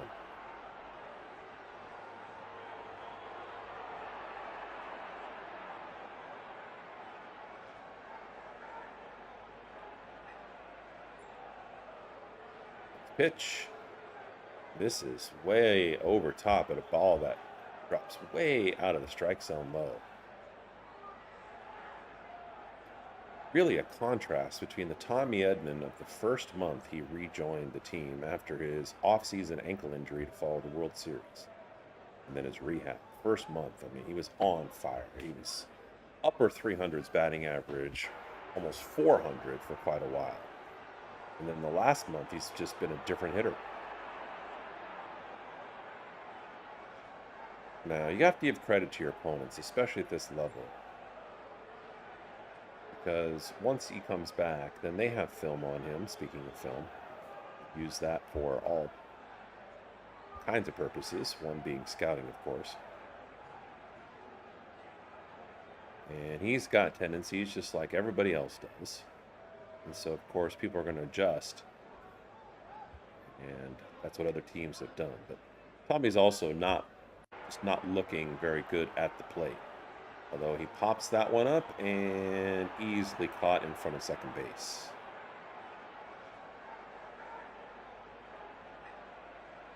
Really, the biggest challenge and the biggest weakness today is not that Skubal's thrown 90 some odd pitches, or that the defense has had a mistake or two, but it's just the Dodgers offense once again doing what they've done when they've struggled, which is not putting together strings of hits. And Oscar Hernandez comes up and swings at the first pitch and grounds it to second, shovel to first with the third out of the inning. And so the Dodgers once again are fruitless, as they've been most of the day, including the first 2 innings when they had somebody on to start the innings. First it was Shohei. And then just didn't push them along. Now, they do have a run because Max Muncy hit a home run, which was great.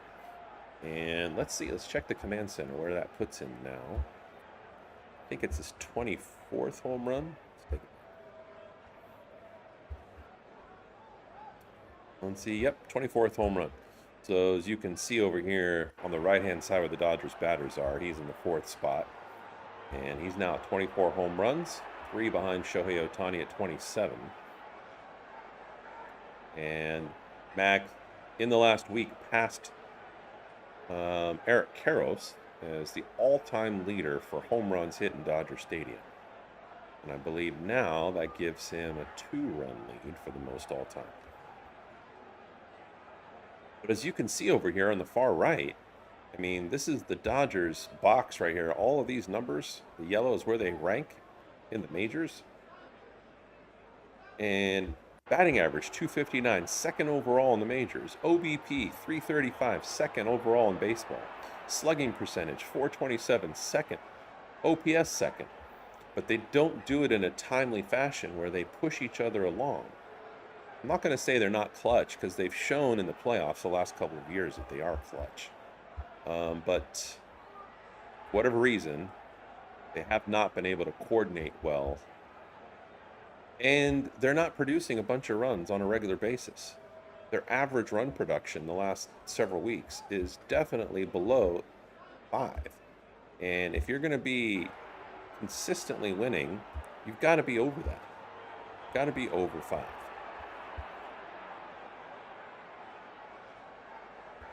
So after somebody was up in the Dodger bullpen getting warm, they decide to send out Tarek Skubal again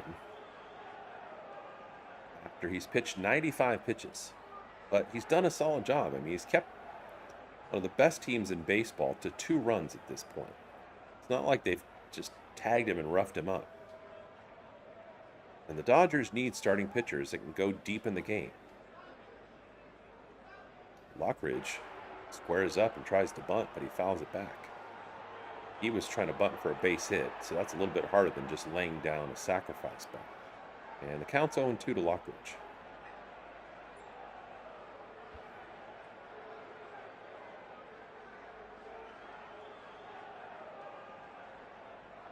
And the next pitch, fouled off.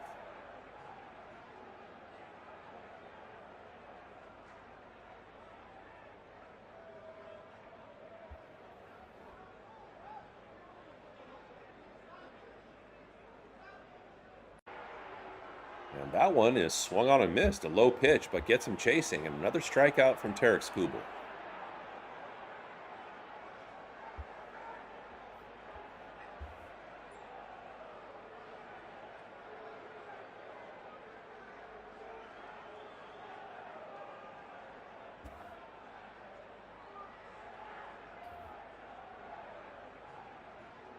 So now the 8 hitter, Ortiz, comes up, and Skubal starts him with a strike. But we clearly have a pattern at this point in the season, in the third quarter of the season, where the Dodgers are just not consistently putting up runs.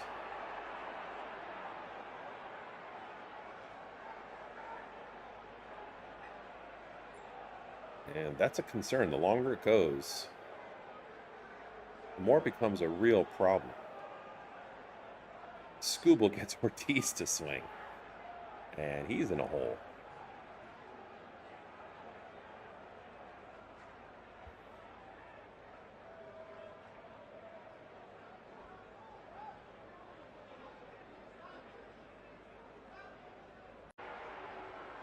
Next pitch. Swung on, missed. Another strikeout. So 2 consecutive punch-outs for Tarek Skubal, as he is now over the 100 pitch mark for this game.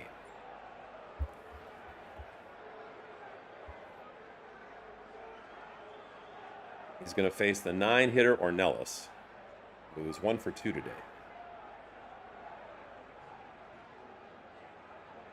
And getting that hit was kind of big news for him because he's only batting 176.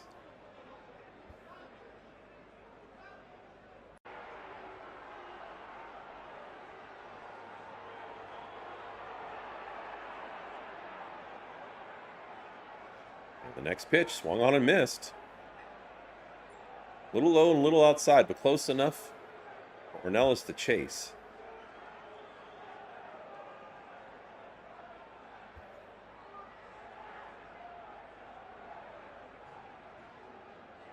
And similar spot, swung on and missed. And Skubal throwing 2 of his hardest pitches of the day. He has not, to this point, thrown a fastball for 100 miles an hour, but both of those, for the first time, clipped 99.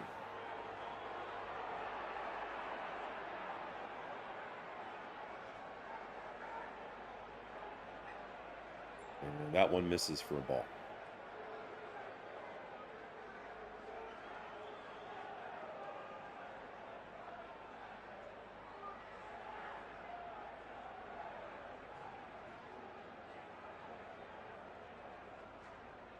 The next pitch fouled off barely. Ornelas is just getting there.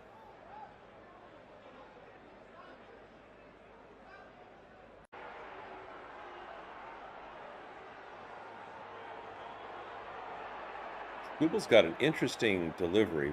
First of all, he's got a really high leg kick that kind of hides the ball. I think that's part of the challenge for hitters, as that one's fouled back by Ornelas. And so he stays alive. But, he falls back. It's like a fadeaway jump shot in basketball, which is really unusual. I mean, his momentum's going forward, but he leans back after he delivers it, and he delivers strike 3 to Ornelas, and 3 straight strikeouts delivered to the Dodgers, as Tarek Skubal finishing with a flourish, as they say, and the Dodgers set to come up again in the bottom of the 6th, trailing by 1.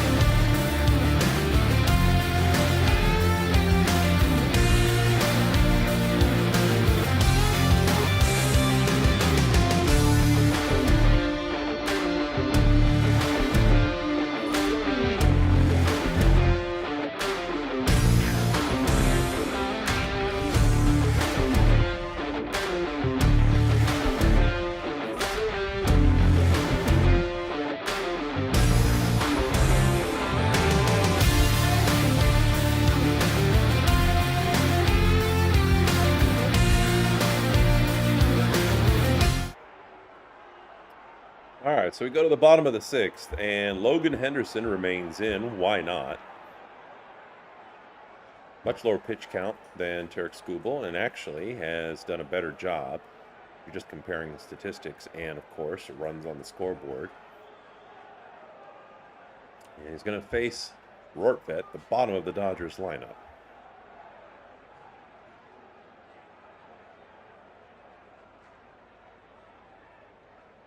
Rortvedt, the catcher, is 0 for 1. And that one's in there for a strike. Go ahead and give us a like and subscribe. Appreciate that, as this new channel is getting off the ground. And in the next couple of weeks, we're going to start to double time it, so to speak. And we will split time between the Dodgers and Los Angeles football, which is increasingly getting around the corner. The Chargers and the Rams just had a preseason game. Both of them look pretty good, although the first preseason game, I mean, you have to take it with a gigantic grain of salt. They're not going to play their starters hardly at all. They're trying to evaluate who to keep on the 52-man roster and who not. In the case of the Chargers, they have McDaniel in as the new OC, recently fired Miami Dolphins coach. UCLA football just wrapped up football camp in Irvine, at the Great Park in Irvine. Rortvedt swings and misses and strikes out. Great Park in Irvine is absolutely amazing. It's just a massive, massive space with a collection of sports fields for all kinds of purposes. Those of us that played football for UCLA kind of treat it as a mini reunion every year, because there's a showcase there where high school players can show what they're doing in front of 60 or more college football programs across the country. Great way to give back, founded by our former head coach, Terry Donahue. So Tani's up, who's 1 for 2. Batting .290, fouls the first pitch off. Counts 0-1.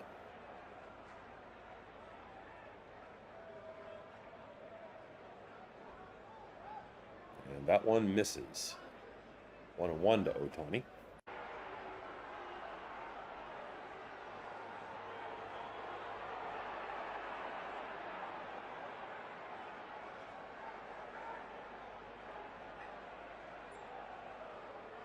Swung on a miss, and that was in a pretty good spot for Ohtani, but he pulled his head and his shoulder.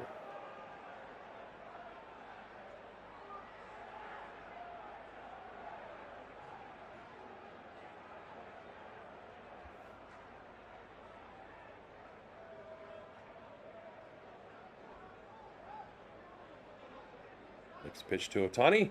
Swung on and lined to left center. But Chourio, he's got some speed, man. I saw it on the base paths, and he's able to get there. There was a brief mini eruption in Dodger Stadium, but it was premature as Chourio does a nice job sprinting into position and making that catch.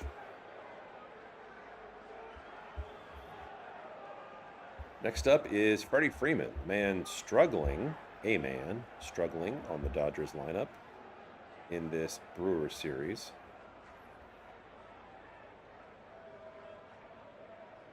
Oh for 2 today. Now his average has dropped squarely to 300. First pitch misses high for a ball.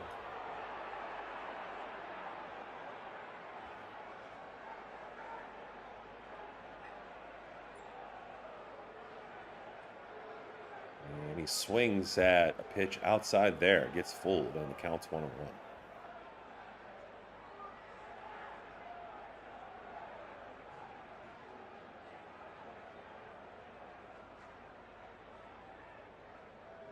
And this one's popped up behind short.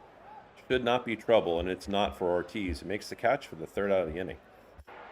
So we now have 6 complete, 1/3 of a game left for this tiebreaker on the season between the Brewers and the Dodgers. That could have major playoff implications, with the Brewers up 2-1.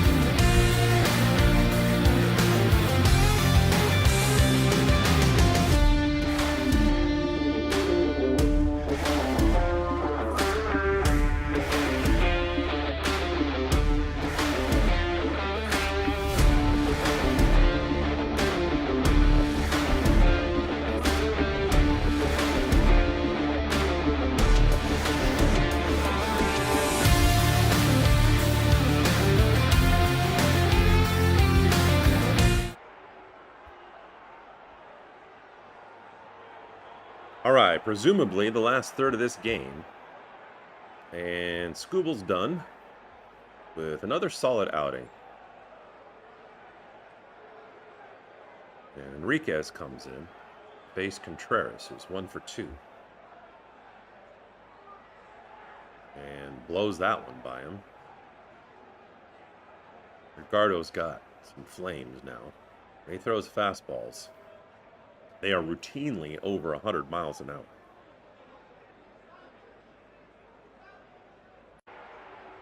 And that one's flied foul and out of play. Counts 0-2.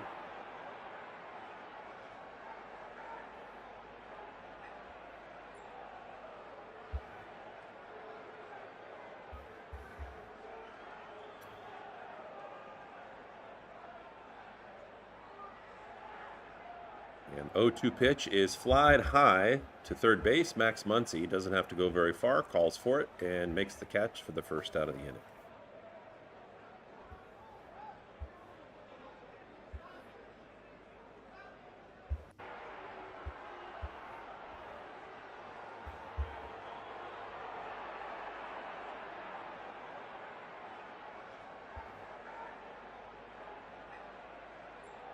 So Lara comes in, who's 0 for 3 today. And he's only batting .226.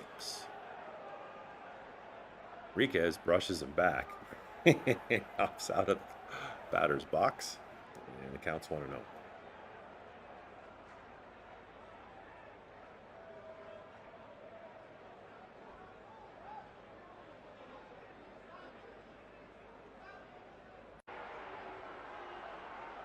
Next pitch on the way. And just misses inside, and the count's 2-0.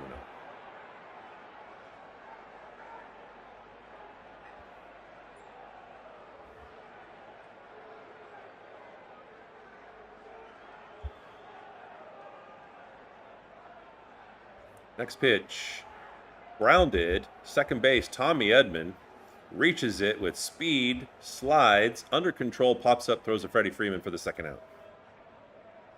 He's so good on defense. And they can play him, I mean, they could play him at third. They could if they really wanted to. I think he's got a strong enough arm to play short. But, I mean, they've got enough infielders as it is. And then he can play left field. He had a great diving catch last week that robbed a Royal of what probably should have been a triple right as he hit the ground head first. Not head into the ground, but at least chest first. Right at the foul line.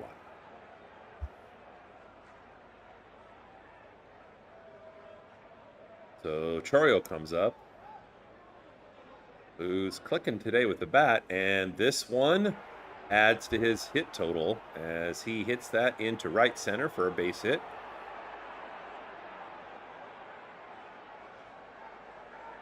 And after the 2-out base hit, Dave Roberts is going to make a pitching change. He's going to try to keep the Dodgers within a run. And he's going to bring in Alex Vesia with a nice-looking beard.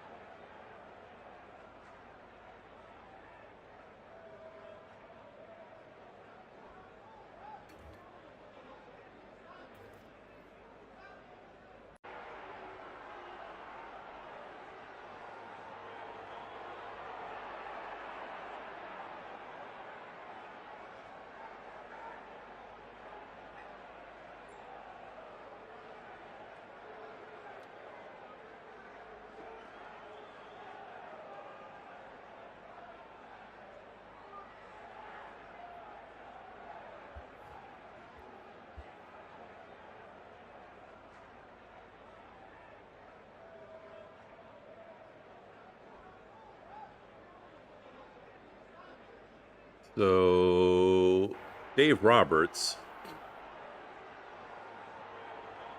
decides to go with the lefty Vesia to face the lefty Bowers, who's an outstanding batter.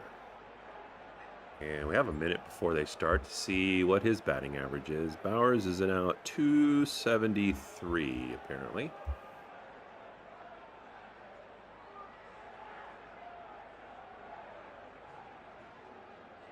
And this is a really important series and a really important game. As we said before, this is the 7th game that the Dodgers and the Brewers are playing this season, and the score is 3-3. So whoever wins today will have a potential tiebreaker in their back pocket if they finish the season with the same record. They've been really close to each other back and forth all season. Dodgers for a stretch were above Milwaukee. Now Milwaukee's ahead of them. Still close.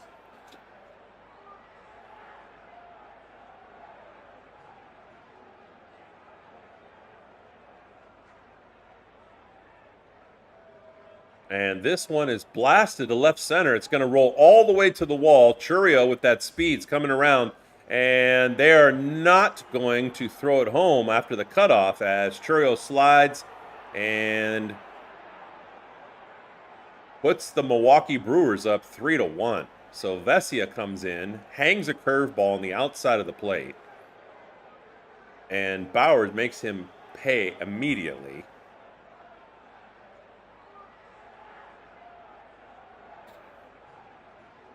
And this is the difference between the two teams right now. Timely hitting, especially when they have teammates on base. That is not something that the Dodgers do well right now.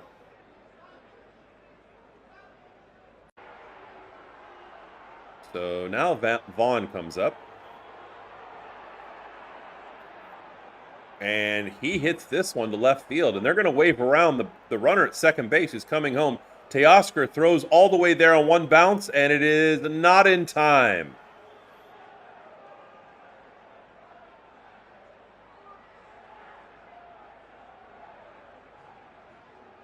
And they're showing the replay.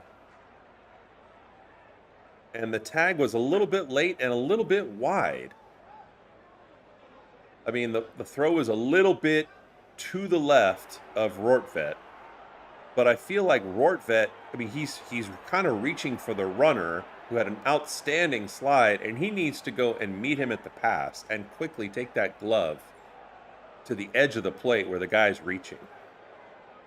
And this is one of those examples of sports and baseball being a game of inches. You could even argue a game of inch.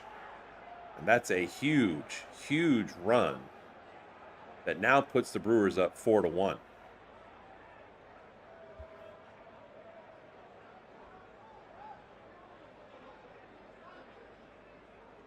And now Vesia throws to first.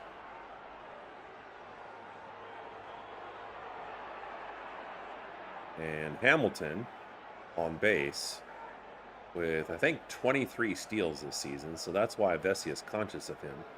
Fortunately, he can look over there as a lefty, a lot easier than a righty. And Sanchez comes up, looks at ball one.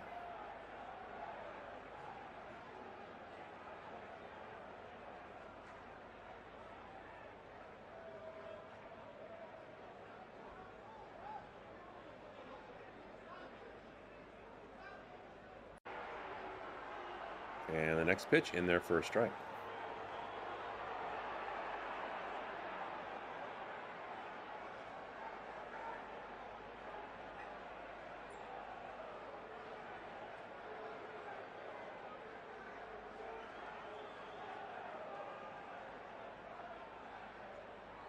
And that one is low, definitely, for a 2-1 count.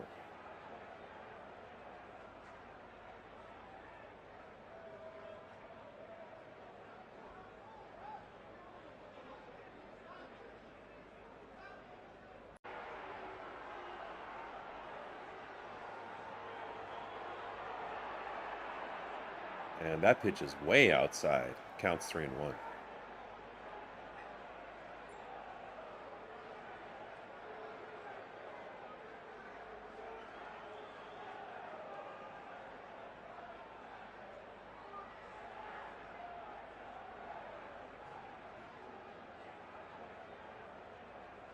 Next pitch. In there for a strike. And Vesia now, with 2 outs and a runner on, has a full count. A lot of big, deep breaths for Vesia. When he's trying to gather himself, I mean, you can see from his entire body that he's taking a deep breath. Because his shoulders roll, he like throws his arms forward, he does all the stuff.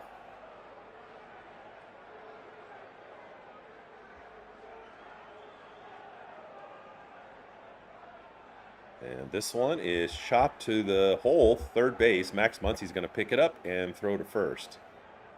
But another 2-out rally for the Milwaukee Brewers. Credit to them. And the Dodgers have their work ahead of them as a batting order. And now we're at the seventh inning stretch with the Brewers at 4 and the Dodgers at 1.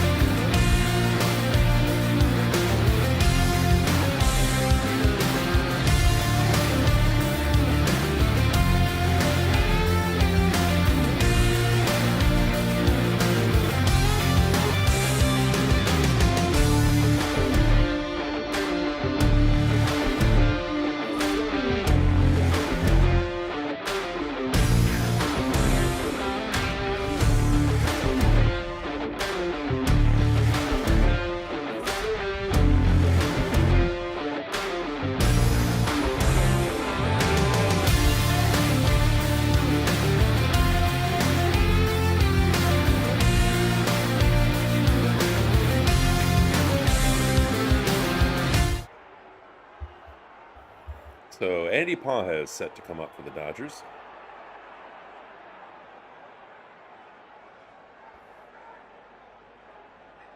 And I believe he's 0 for 2 today. Let me check this out real quick. Yep, looks like it.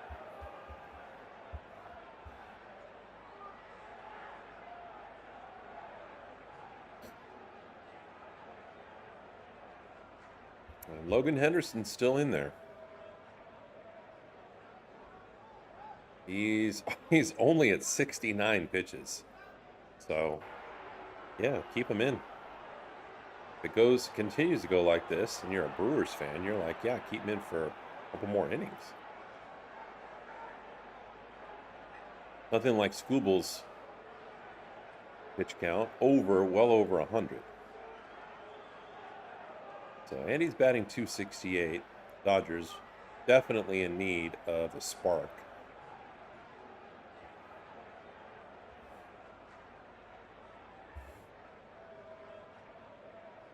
And that one's inside. But what the Dodgers have looked like recently, and maybe it's, part of their struggles, they're pressing. They put pressure on themselves. Is a team that hits the occasional home run, gives themselves some life, but they're not able to string together, the hits like they did for a little stretch against the Royals. I mean, that was more of what we were hoping we were going to see in this series.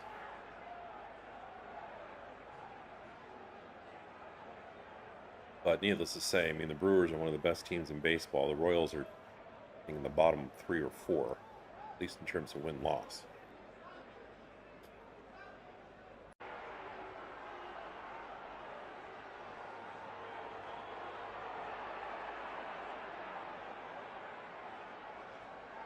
And the Brewers are going to challenge the call, and it's not going to be a good challenge here. It's going to be confirmed as a ball. So the Dodgers have their challenges left, but the Brewers now are out of.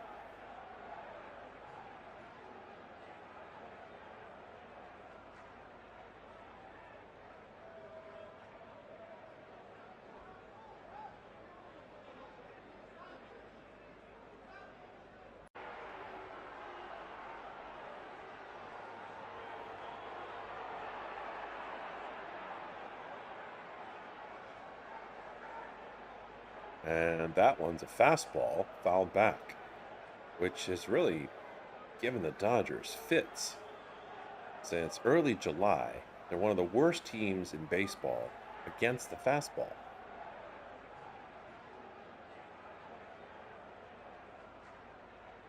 That one's high and misses.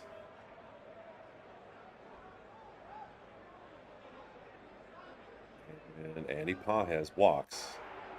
And that brings up Max Muncy, who's hit 7 home runs since the All-Star break. Today, a solo home run. That's the only run for the Dodgers. He's 1 for 2 on the day.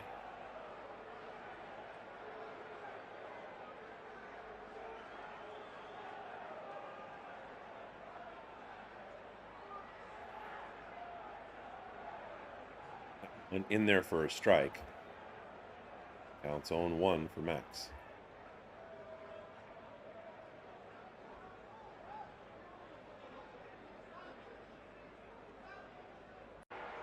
That one misses well low, and now the count's 1-1.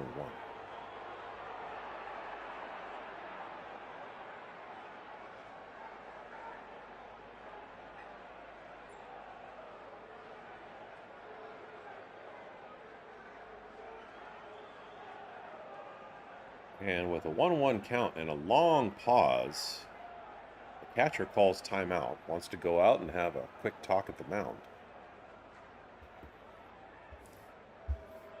See if we can pick up what they're laying down.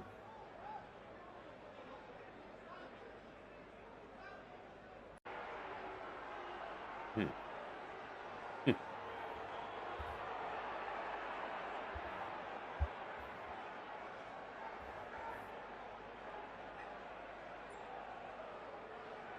So set to get back to work with nobody out and yet another opening batter on base.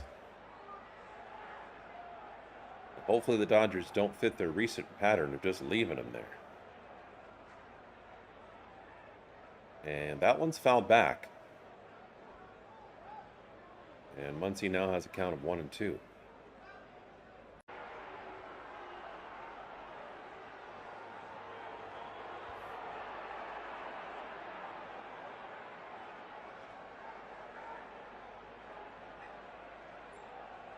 And the next pitch, fly to left, and Muncy slips and falls twice. That was really weird. Twice. He didn't step on home plate, and I can see it first. Sorry, it looks funny. You can see at first why he would have slipped, because he kind of swung so hard, and that's kind of indicative, I think, of what some of the Dodgers are trying to do is almost swing out of their shoes to try to create a spark. And then he tries to get from that unbalanced half fall to first base and slips again. I thought for a second the 3D was off, but it was confirmed by the broadcast.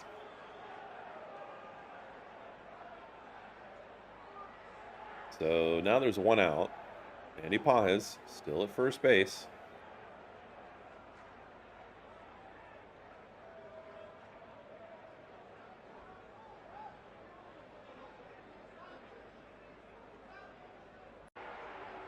And throws over to first. Keep Andy Pages honest, although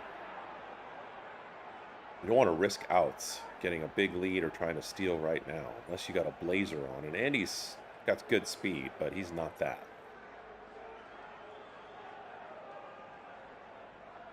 And that one's fouled off by Mookie, who's been a very different batter in this series compared to the Royals.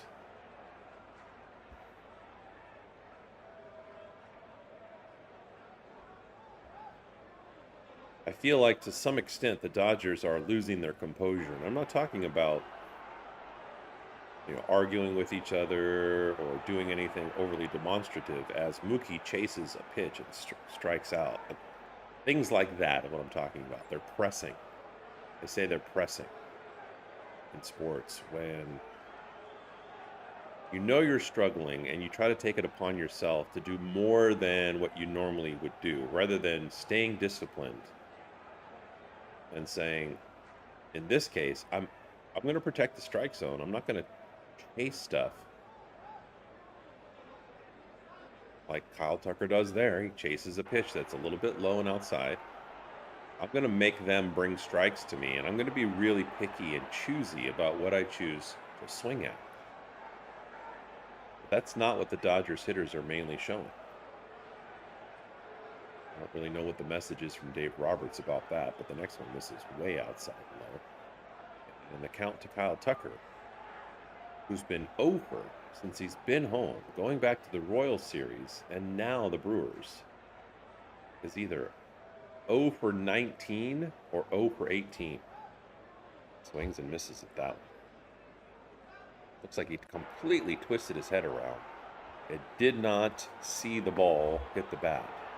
I mean, see the ball hit the bat. I mean, like, keep your eye on the ball, as they would say. And maintain eye contact as that pitch comes home and see it hit your bat as you swing. That one he fouls back.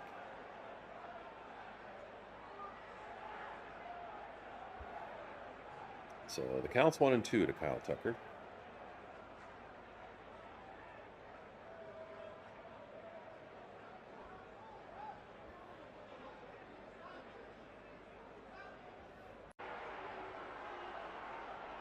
Next pitch, fouled back, and the count remains 1-2.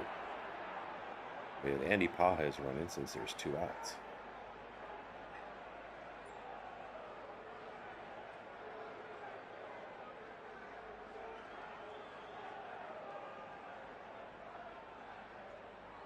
Dodgers 2 behind the Brewers in the standings for the overall records in the National League. As Tucker swings a little early on that one and fouls it to the right of first base.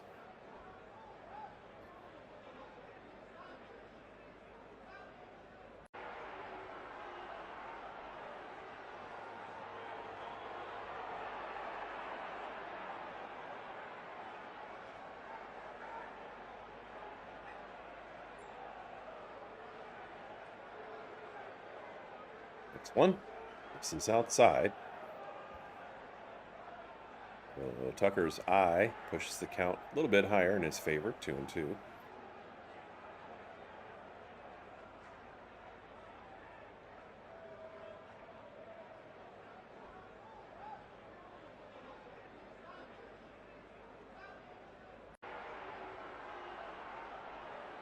Next pitch on the way from Henderson, and it's inside, but Tucker checks swings and makes contact.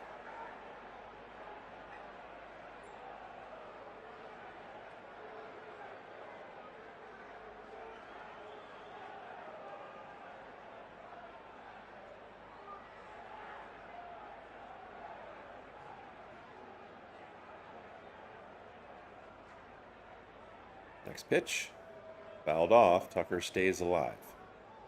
And Logan Henderson now has thrown 22 pitches in this inning.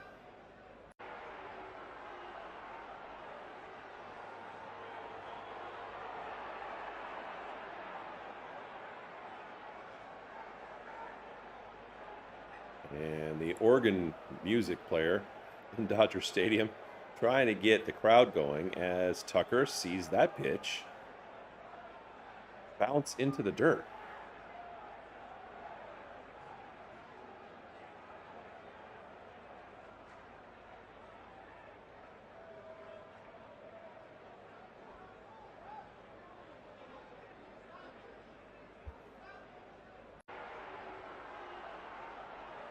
And the 11th pitch of this at bat is chopped. Logan Henderson runs to get it and sprints in stride after he gets it. As you can see, celebrates once he steps on the bag and puts the Dodgers back into the field. Outstanding effort by Henderson. And now that he's in the 90s in terms of pitch count, that might be it for him. But either way, an outstanding outing, and the Dodgers are not able to close this gap. And at the end of 7, it's the Brewers 4 and the Dodgers 1.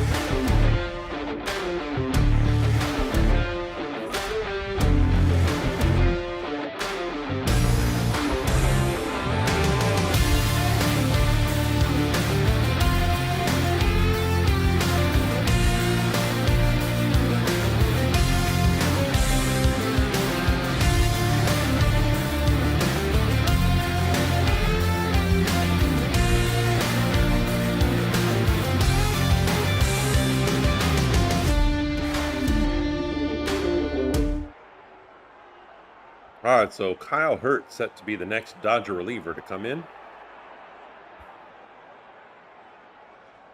And he's going to face Lockridge.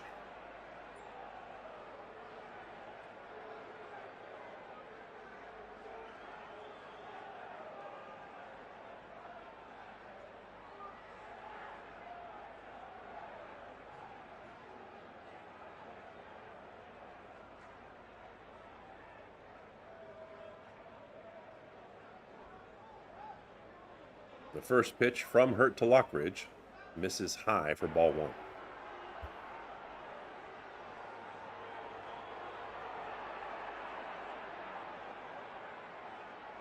Lockridge is 0 for 2 today.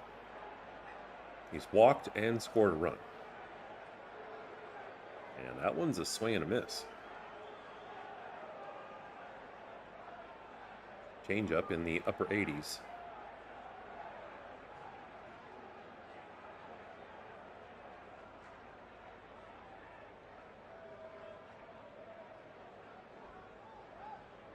And he gets him to chase that one.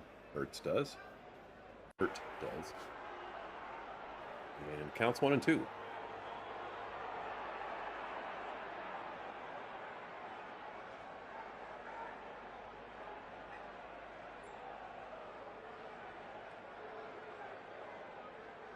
And another changeup that drops below the strike zone, but punches out the first out of the inning, and Lockridge goes down swinging.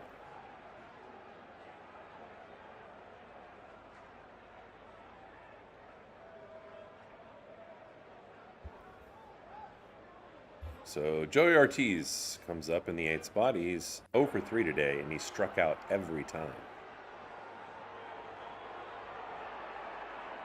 Batting .244 with 6 home runs. Misses for a ball.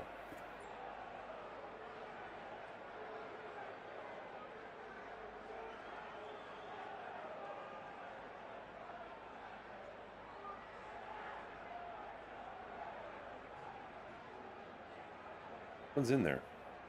1-1.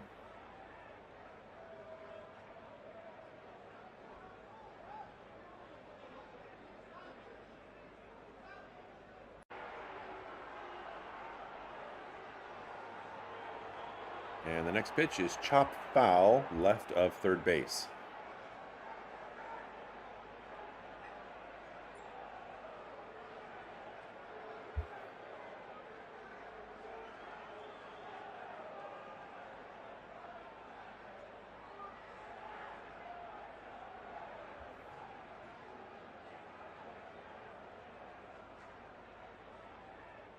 And the 2-strike pitch swung on and missed by Ortiz, who is 0 for 4 and struck out all 4 times today.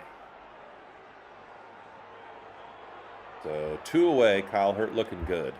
But knowing Dave Roberts, he'll probably sit him after this inning if he finishes well on Ornelas. Not really a guy that goes with the hot hand. But if the Dodgers can't string together a couple of runs real quick, it's going to be a moot point either way. Ornelas is batting in the 9th spot and has a hit. He's 1 for 3, batting .167 on the season.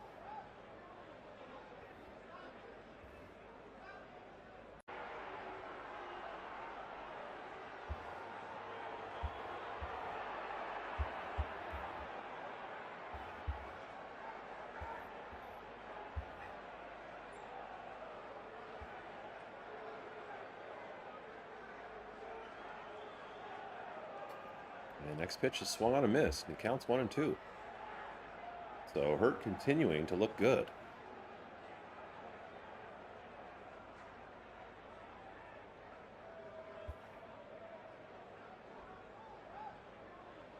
And another 2-strike pitch from Kyle Hurt in this inning.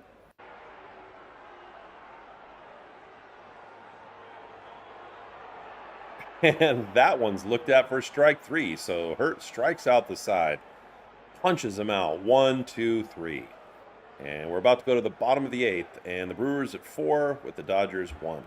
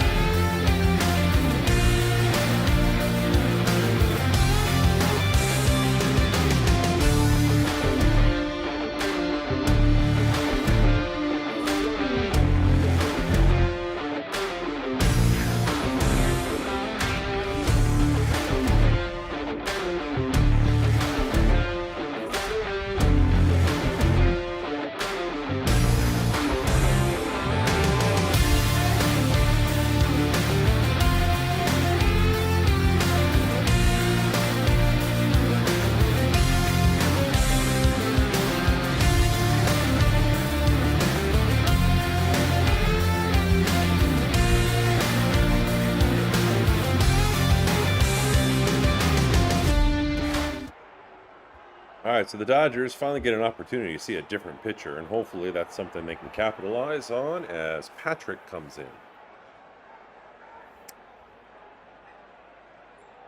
Tommy Edman, the first batter of the inning.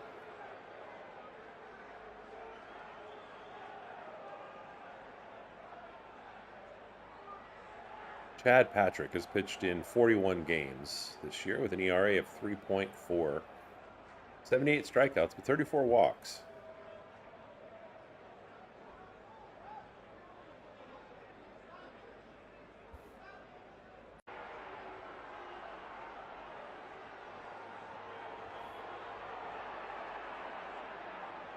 And the first pitch from Patrick to Edman, who swings to the other side of the plate and chops that one foul to the right of first. Being a switch hitter as Edman has not really helped him on either side of the plate the last month. Very different than the month before that. And that one misses, and the count's 1-1.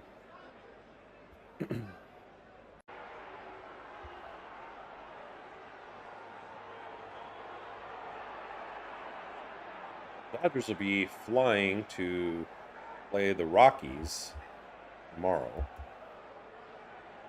Flight tonight as Tommy Edman pops it up and Ornelas goes back behind second base and makes the catch for the first out. Good series earlier this season when the Dodgers played the Rockies.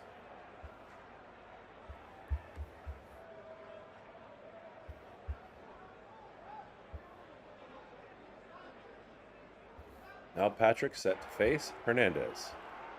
Teo's 0 for 2 today. And Teo's probably the most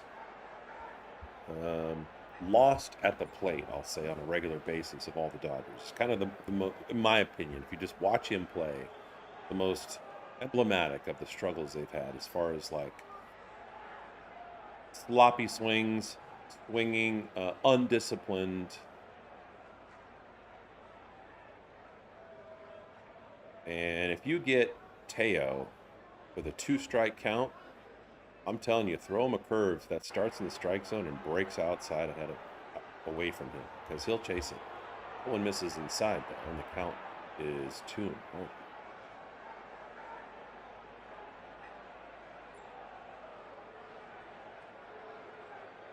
Hunter Fiducia is on deck. Pinch hit. And presumably come in and Rortvedt and play catcher.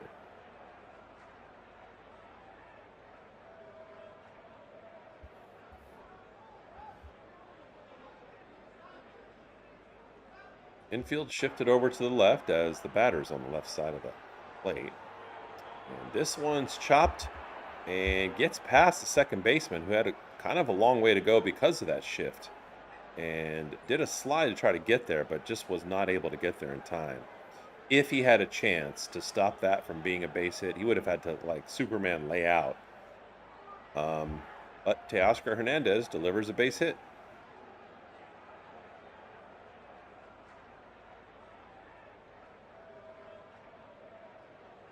So now Hunter Fiducia comes up, who last week hit his first home run ever as a Dodger.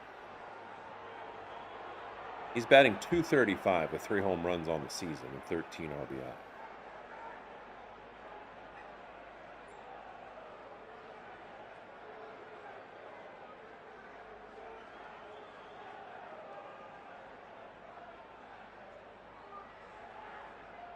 Shohei Ohtani on deck. Shohei represents the tying run.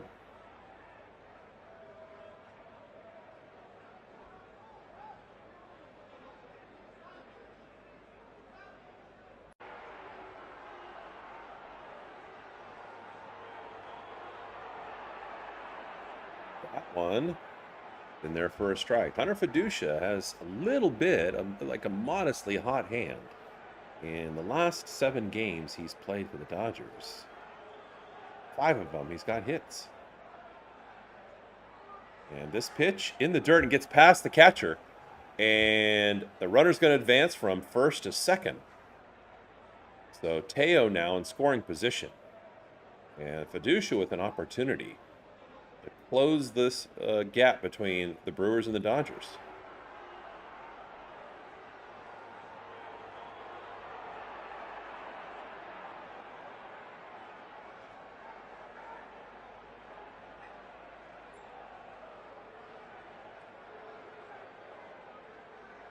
The pitch blasted to second. It hits off of the glove of the second baseman and goes into the outfield.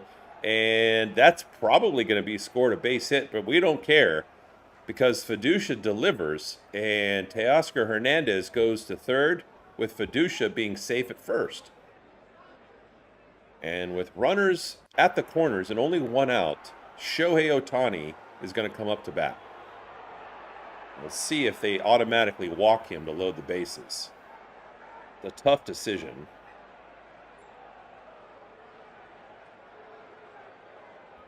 See if they slam dance on the mound for this one.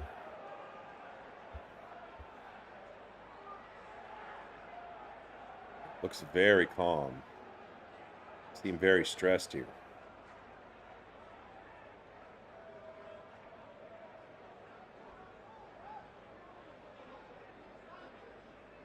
Body language is very muted.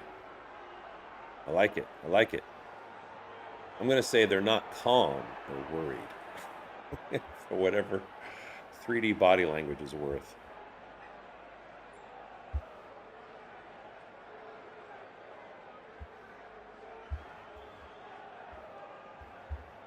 With one swing, if they allow him to get up there and take his cuts, Shohei Ohtani can tie this game in the bottom of the 8th.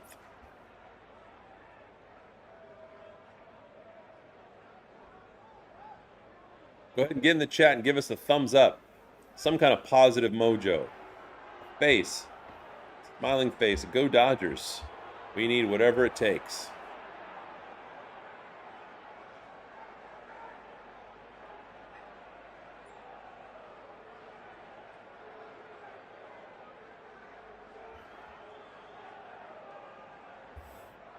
And I'm going to take myself off camera for a second so we can see who's coming in. So Aaron Ashby is the person that gets the call. He's got a 3.42 ERA with 1.4. He's given up 5 home runs. Thanks, Alaska. He's pitched 68 innings, 97 strikeouts, 34 walks. So, you know, solid.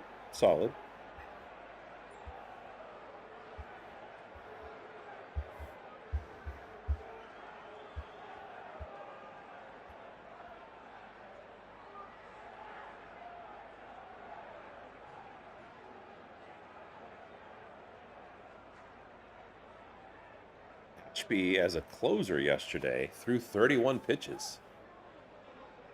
I'm even willing to say that's quite a chunk of workload.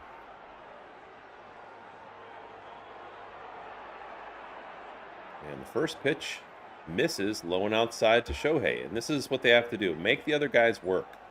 Be more disciplined. Be more patient. Make them have to throw strikes. Chase him. That one misses outside for ball 2.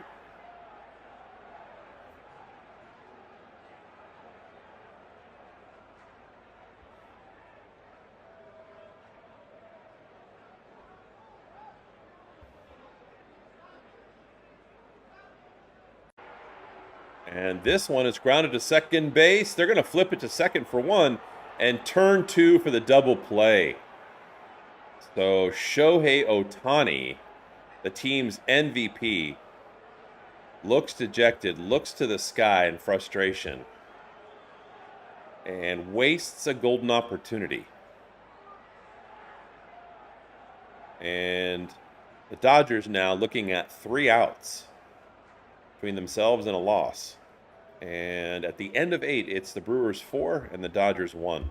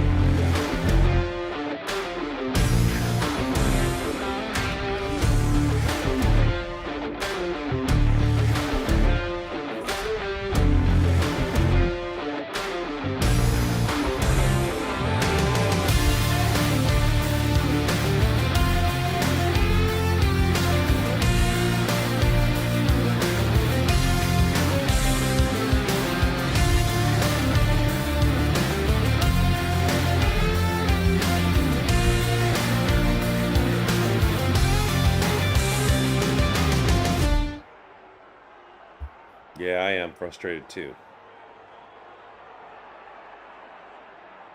So the Dodgers ground into, I believe, their 105th double play, which is by far the most in baseball. And Kyle Hurt's going to get another bite at the apple, which I agree with. So Dave Roberts, for a change, decides to go with a hot hand, albeit, and still, I mean, a really short outing. I mean, he just fanned those guys last inning. There's no reason to change pitchers right now. So he's going to face Contreras, who's in the one spot, so it's the top of the lineup for the Brewers. Contreras is 1 for 3 today.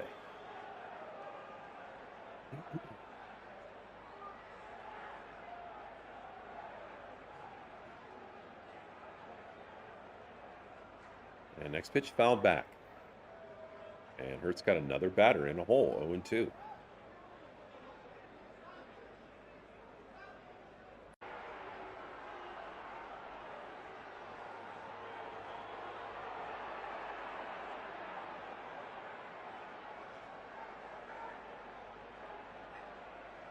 Shohei had a golden opportunity. First 4 times he faced Ashby in his career, he was 4 for 4. But now he's 0 for 2 if you combine yesterday and today.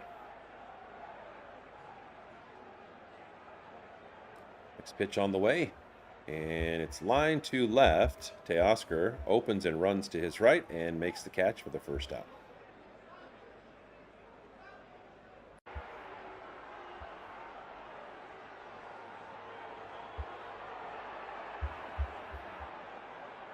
So Luis Lara set to come up next.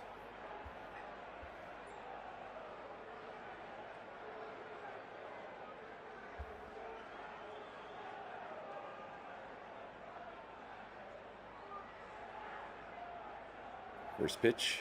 This is way high and outside for ball 1.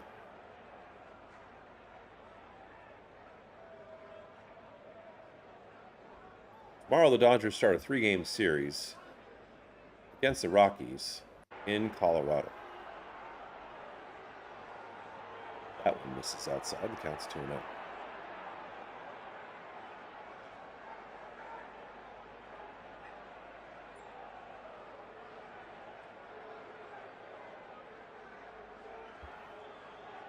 Got one in there for a strike. As he looks at it, counts 2-1.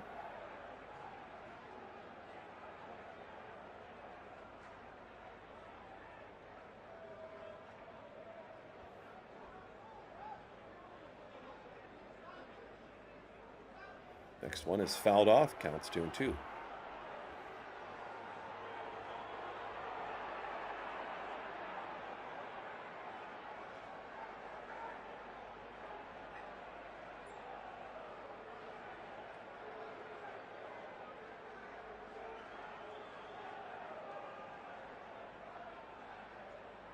And that one barely fouled off.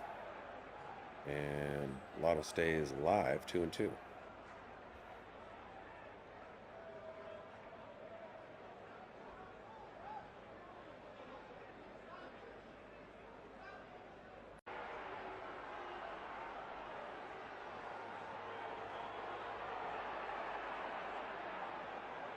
Right now, as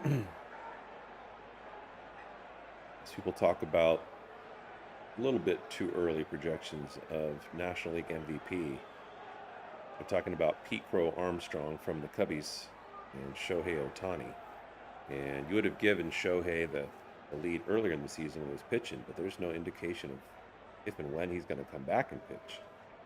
And so he's doing okay at the plate, but I mean, he doesn't have a ton of home runs. He's got 27. A couple seasons ago, he had 50 stolen bases and 50 home runs, more than 50 in each category. And he's not batting over 300. And needless to say, I mean, he also has to take advantage of opportunities that are presented to him to create highlights. And that last inning was a wasted one.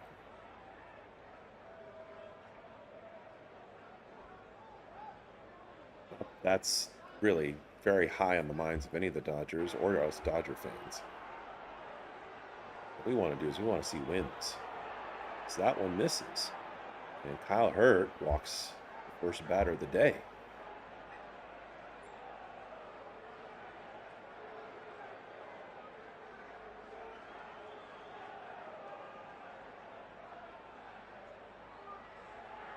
Yeah, I mean, Shohei's doing well at the plate. I'm just talking about in consideration for like getting votes for the best player in the entire league. Once again, not that it's super important to us. And I don't think it's super important to him, frankly. To be the Shohei that we're used to, dominating Shohei. Especially the fact that he's not really stealing with any regularity now. He isn't pitching. He's got to go above and beyond if he's going to give people like Pete Crow Armstrong a run for their money in terms of being named the MVP this season. There comes Churio, who's got 2 hits today. He's 2 for 4, batting .273, and he's been a problem on the base paths. He swings and misses at that one. Count is 0-2 to Churio. And Kyle Hurt, with 1 out and a runner at first, is hoping to get out of this inning quickly.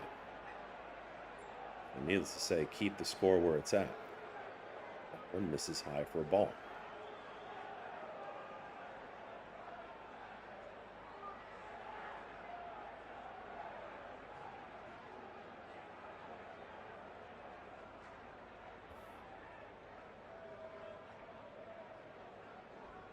And this one's hit deep to right. Kyle Tucker's going back close to the wall, and it bounces off of his glove as he gets close to the wall. After it bounces off of his glove, he makes mild contact with the wall, picks it up, and throws it in. And Dave Roberts drops his head in the dugout.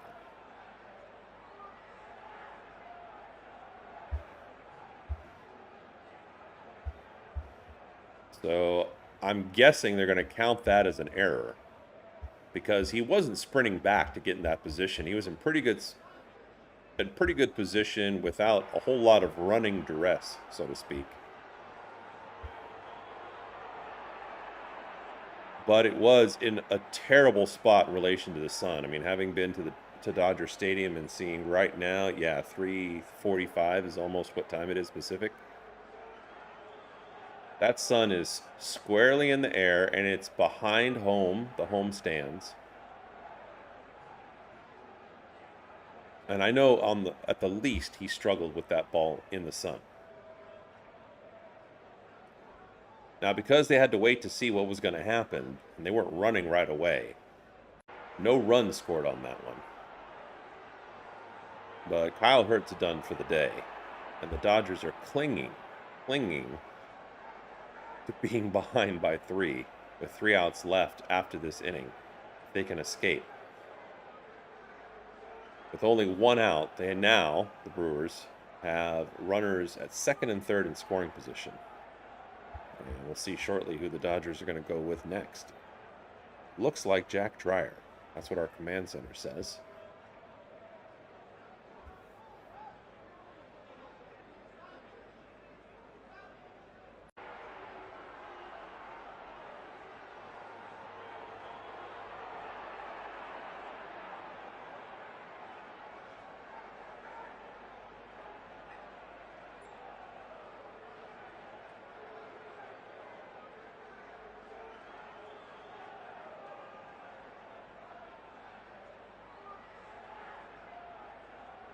And it is Dreyer warming up.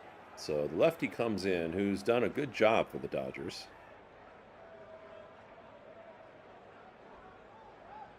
In fact, we'll go ahead and take a look at his stats here. Take off the camera in the stadium. He's got a 3.08 ERA. Whip right around 1. And as a reliever, pretty solid record at 5-1. He's pitched in 51 games. He's got 58 strikeouts to only 14 walks.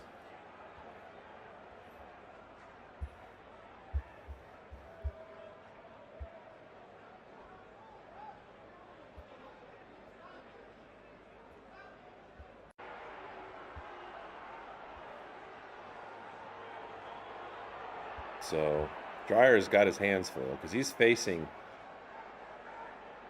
SoCal product, Bowers. Jake Bowers is 4 for 4 today. He has 3 singles and a double. And he's 6 for 13 in this series.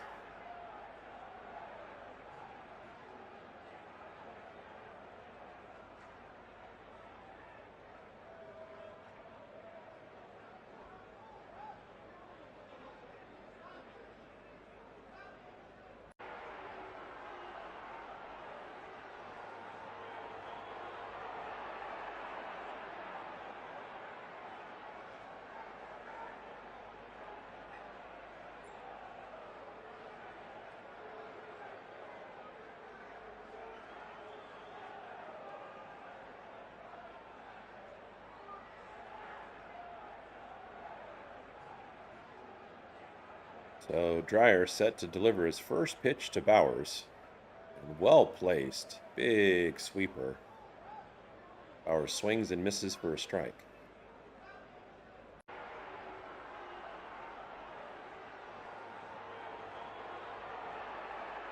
Next pitch, inside. Counts 1-1.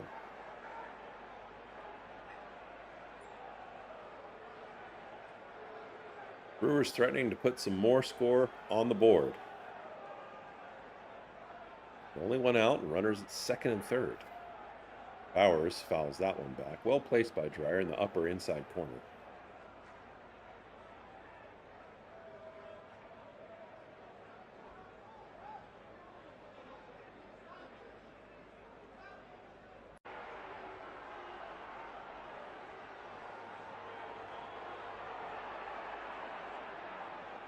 And next pitch misses.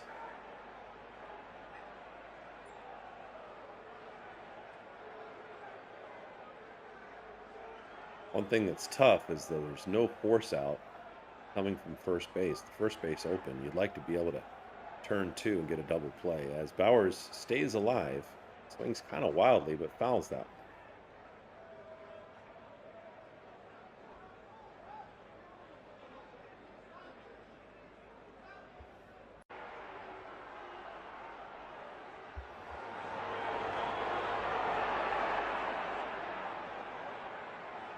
And that one misses high. Now the count's full.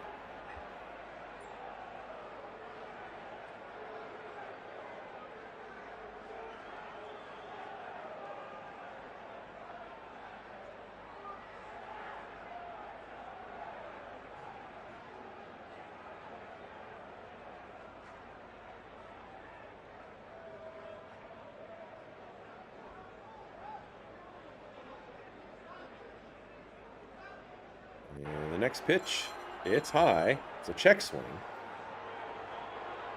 They say he did not go, and it's ball 4. So Dreyer loads the bases, and there's still only one out.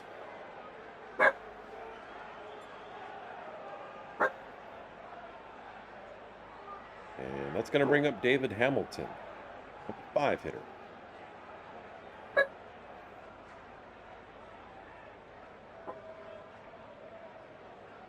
And that one misses low. Dreyer has nowhere to put Hamilton. Can't afford to give up a walk and walk home a run.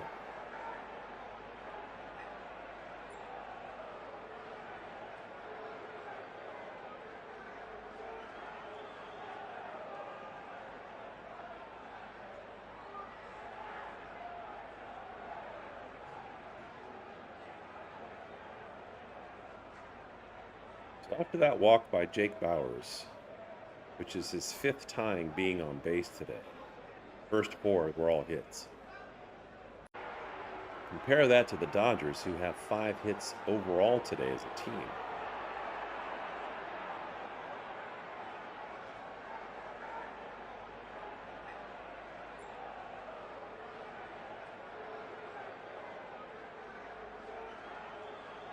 This pitch fouled back, and Hamilton's facing a 1-2 count.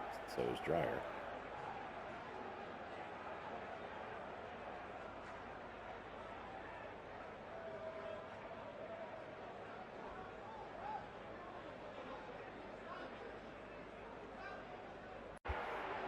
Good thing is that there's force outs at home and ideally somewhere else. And Hamilton chops this one to Tommy Edman, who charges it, and it hits off of his glove and dribbles into right field. Oh, man, what a terrible error. Terrible.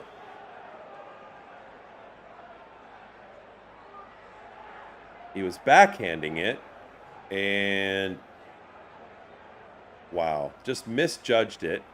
He was rushing the ball, but also backhanding, which is a little awkward. But, I mean, it's an error nonetheless. And, of course, what he was trying to do was he was trying to go and attack that ball, throw it home to not only prevent the runner at third with bases loaded scoring, but maybe, just maybe, give the Dodgers a double play opportunity. But instead, he boots the ball. It goes into right field, and Milwaukee scores again.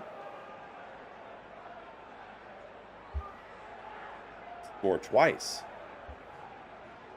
Because what happened was, not only did he not make the play at home, but because he made contact with his glove, it slowed the ball down, and the next guy behind him in right field had to run super far to go and get the ball. So that gave the guy at second base a chance to score 2, which he did. And now the score is 6-1 Milwaukee. And that's the last guy you expect to make an error.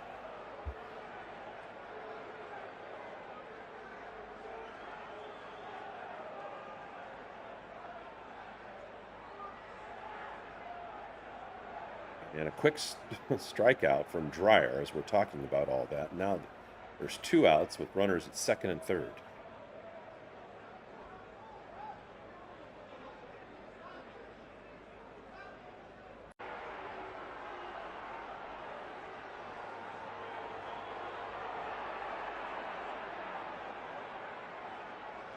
Whoa. I don't know, Caesar. That sounds a little negative.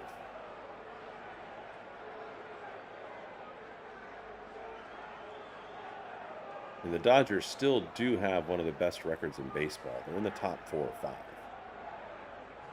But quitting on the whole season?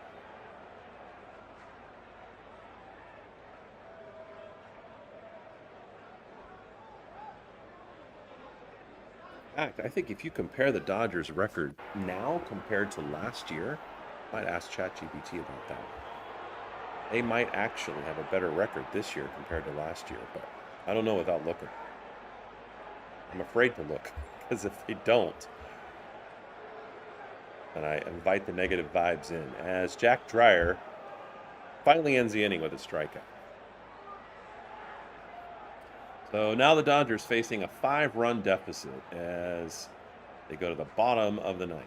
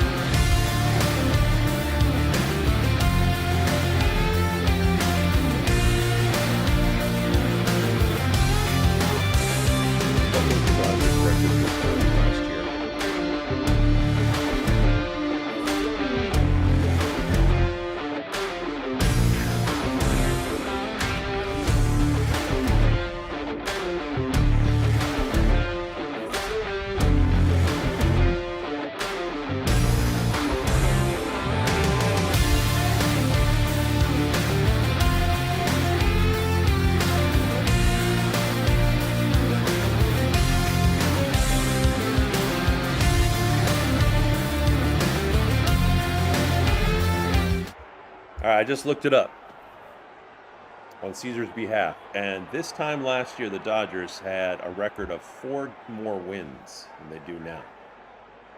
Needless to say, I would have told you it's too early to quit. But then again, this is a man that's colored by his experience rooting for the Dallas Cowboys, as you can see in the chat. Don't expect me to cover the Cowboys at all until they're playing the Rams.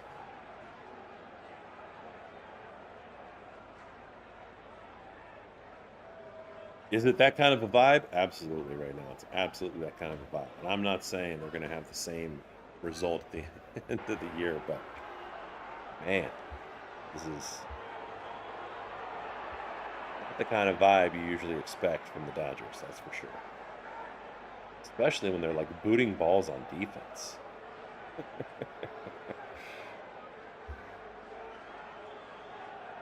Yeah, Caesar, if you're still on, Alaska's a 49ers fan. And I don't hate the Cowboys. I just strongly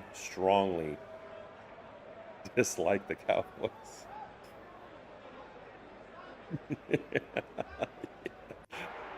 Although, I don't know, maybe if the 49ers are playing them, I'll cover 49ers and Cowboys.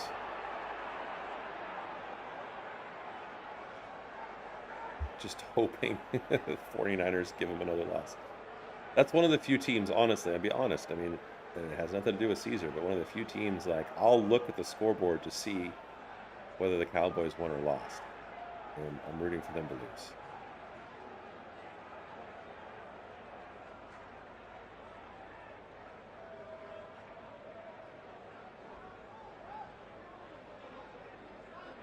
So Freddie Freeman comes up.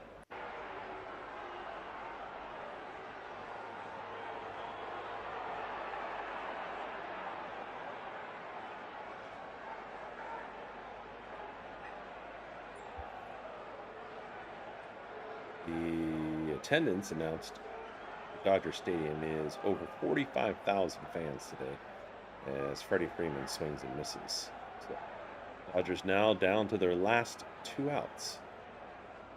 And Andy Pages comes up. You know what's a little bit more of an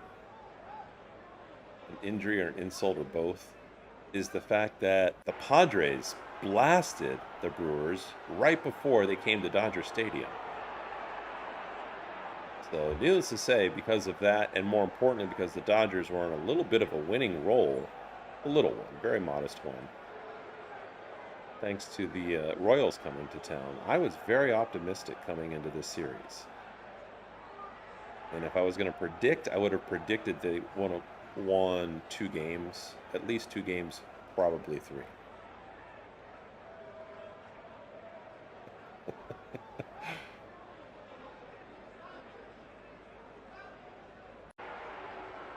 I don't know if the Cowboys cheerleaders are any cuter than the cheerleaders. Although, I mean, they do have some brand recognition, I'll say that. They've been known to have very attractive cheerleaders for a long time. As that pitch misses, hide, Andy.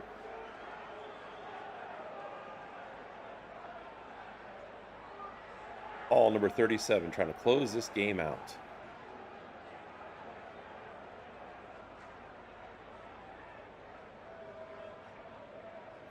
Google today went 6 innings, gave up only 2 runs. And once again, gave the Dodgers a chance to win, but is going to take another L.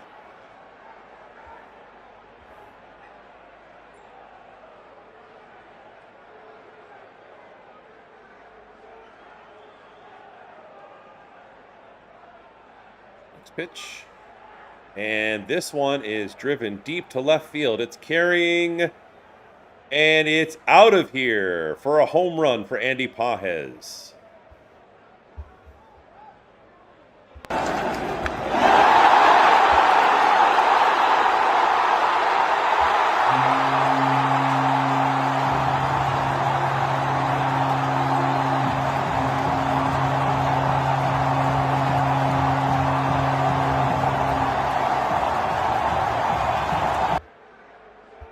So with 1 out, the score is now 6-2.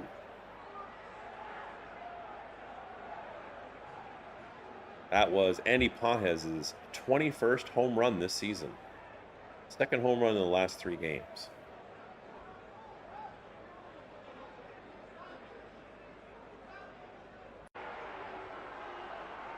And now the pitching coach comes out.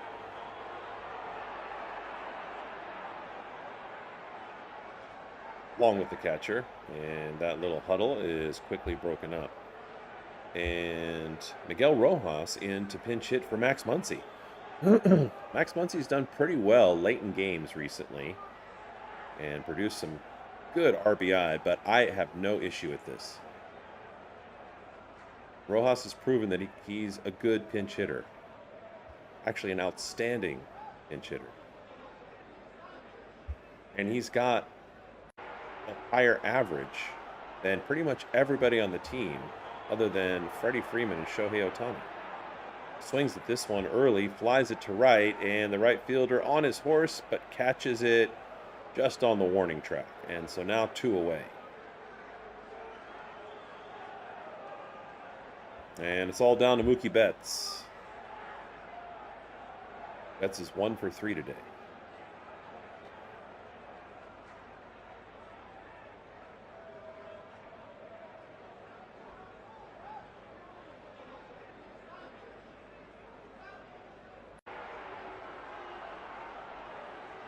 And the count early to Mookie Betts is 1-1.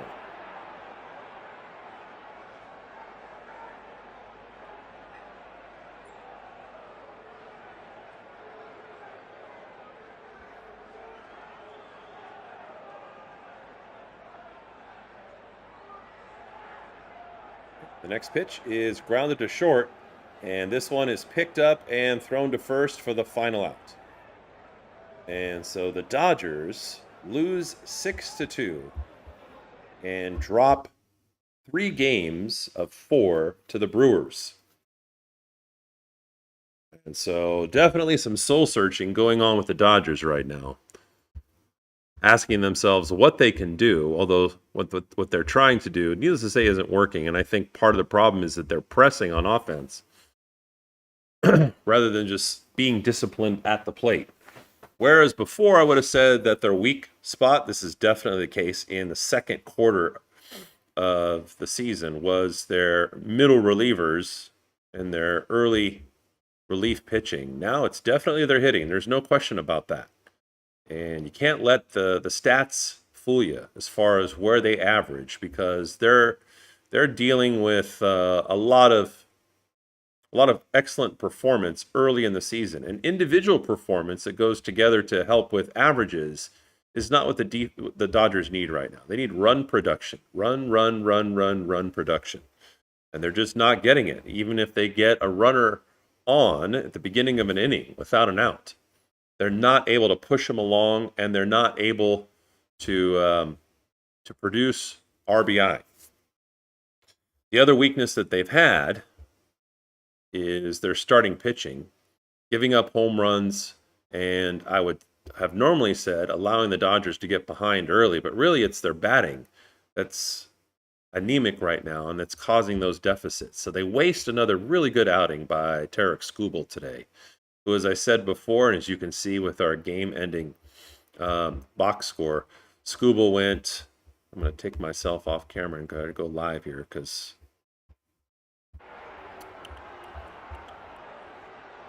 camera and stadium. As you can see down here, Skubal went 6 innings. He gave up 7 hits. Had 7 strikeouts. He gave up a couple of walks, but he kept them at 2 runs. They didn't get the runs until later.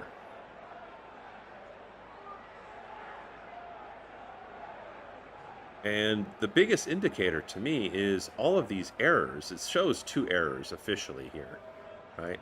2 runs, 6 hits, 2 errors, 10 men left on base. To the Brewers, who had 6 runs, 11 hits, no errors, and 19 men left on base, although they didn't need that. They didn't need very much to beat the Dodgers today. And so seeing like a ball go off the glove of Kyle Tucker, who was in a tough spot to be able to make that catch, and then seeing Tommy Edman rush things and make an error, is really an indicator of where the Dodgers' heads are right now. So it is time for Dave Roberts to once again earn his money and help the Dodgers get out of this rut, whatever it takes. Maybe going on the road will have something to do with it. They're going to play the Rockies, which is one of the worst teams in baseball. They have been for years. But only time will tell. So that's already coming up tomorrow, and we'll be looking at that as well. And I appreciate everybody who's come into LA Press Box today and who comes in consistently. Try to get the word out there. Really appreciate it. Sorry I don't have any control on the outcome. If anybody listened to me, it'd probably make things worse when it comes to trying to tell the Dodgers what to do. But at the same time, we're all in this thing together, and we're not even close to the playoffs yet. We got all kinds of baseball ahead of us. But the final score, once again, is the Milwaukee Brewers 6 and the Los Angeles Dodgers 2. And now the Dodgers would have to end on a little bit of a roll and end up ahead of the Brewers cleanly in the standings, because if they have the same record going into the playoffs, the Brewers, as a result of today's win, clinch the tiebreaker. And over the course of this season, over 2 series, the Brewers ended up with winning 4 of those games and the Dodgers 3. So hope everybody has a great rest of your Sunday. Thanks for joining us, guys. We'll see you tomorrow.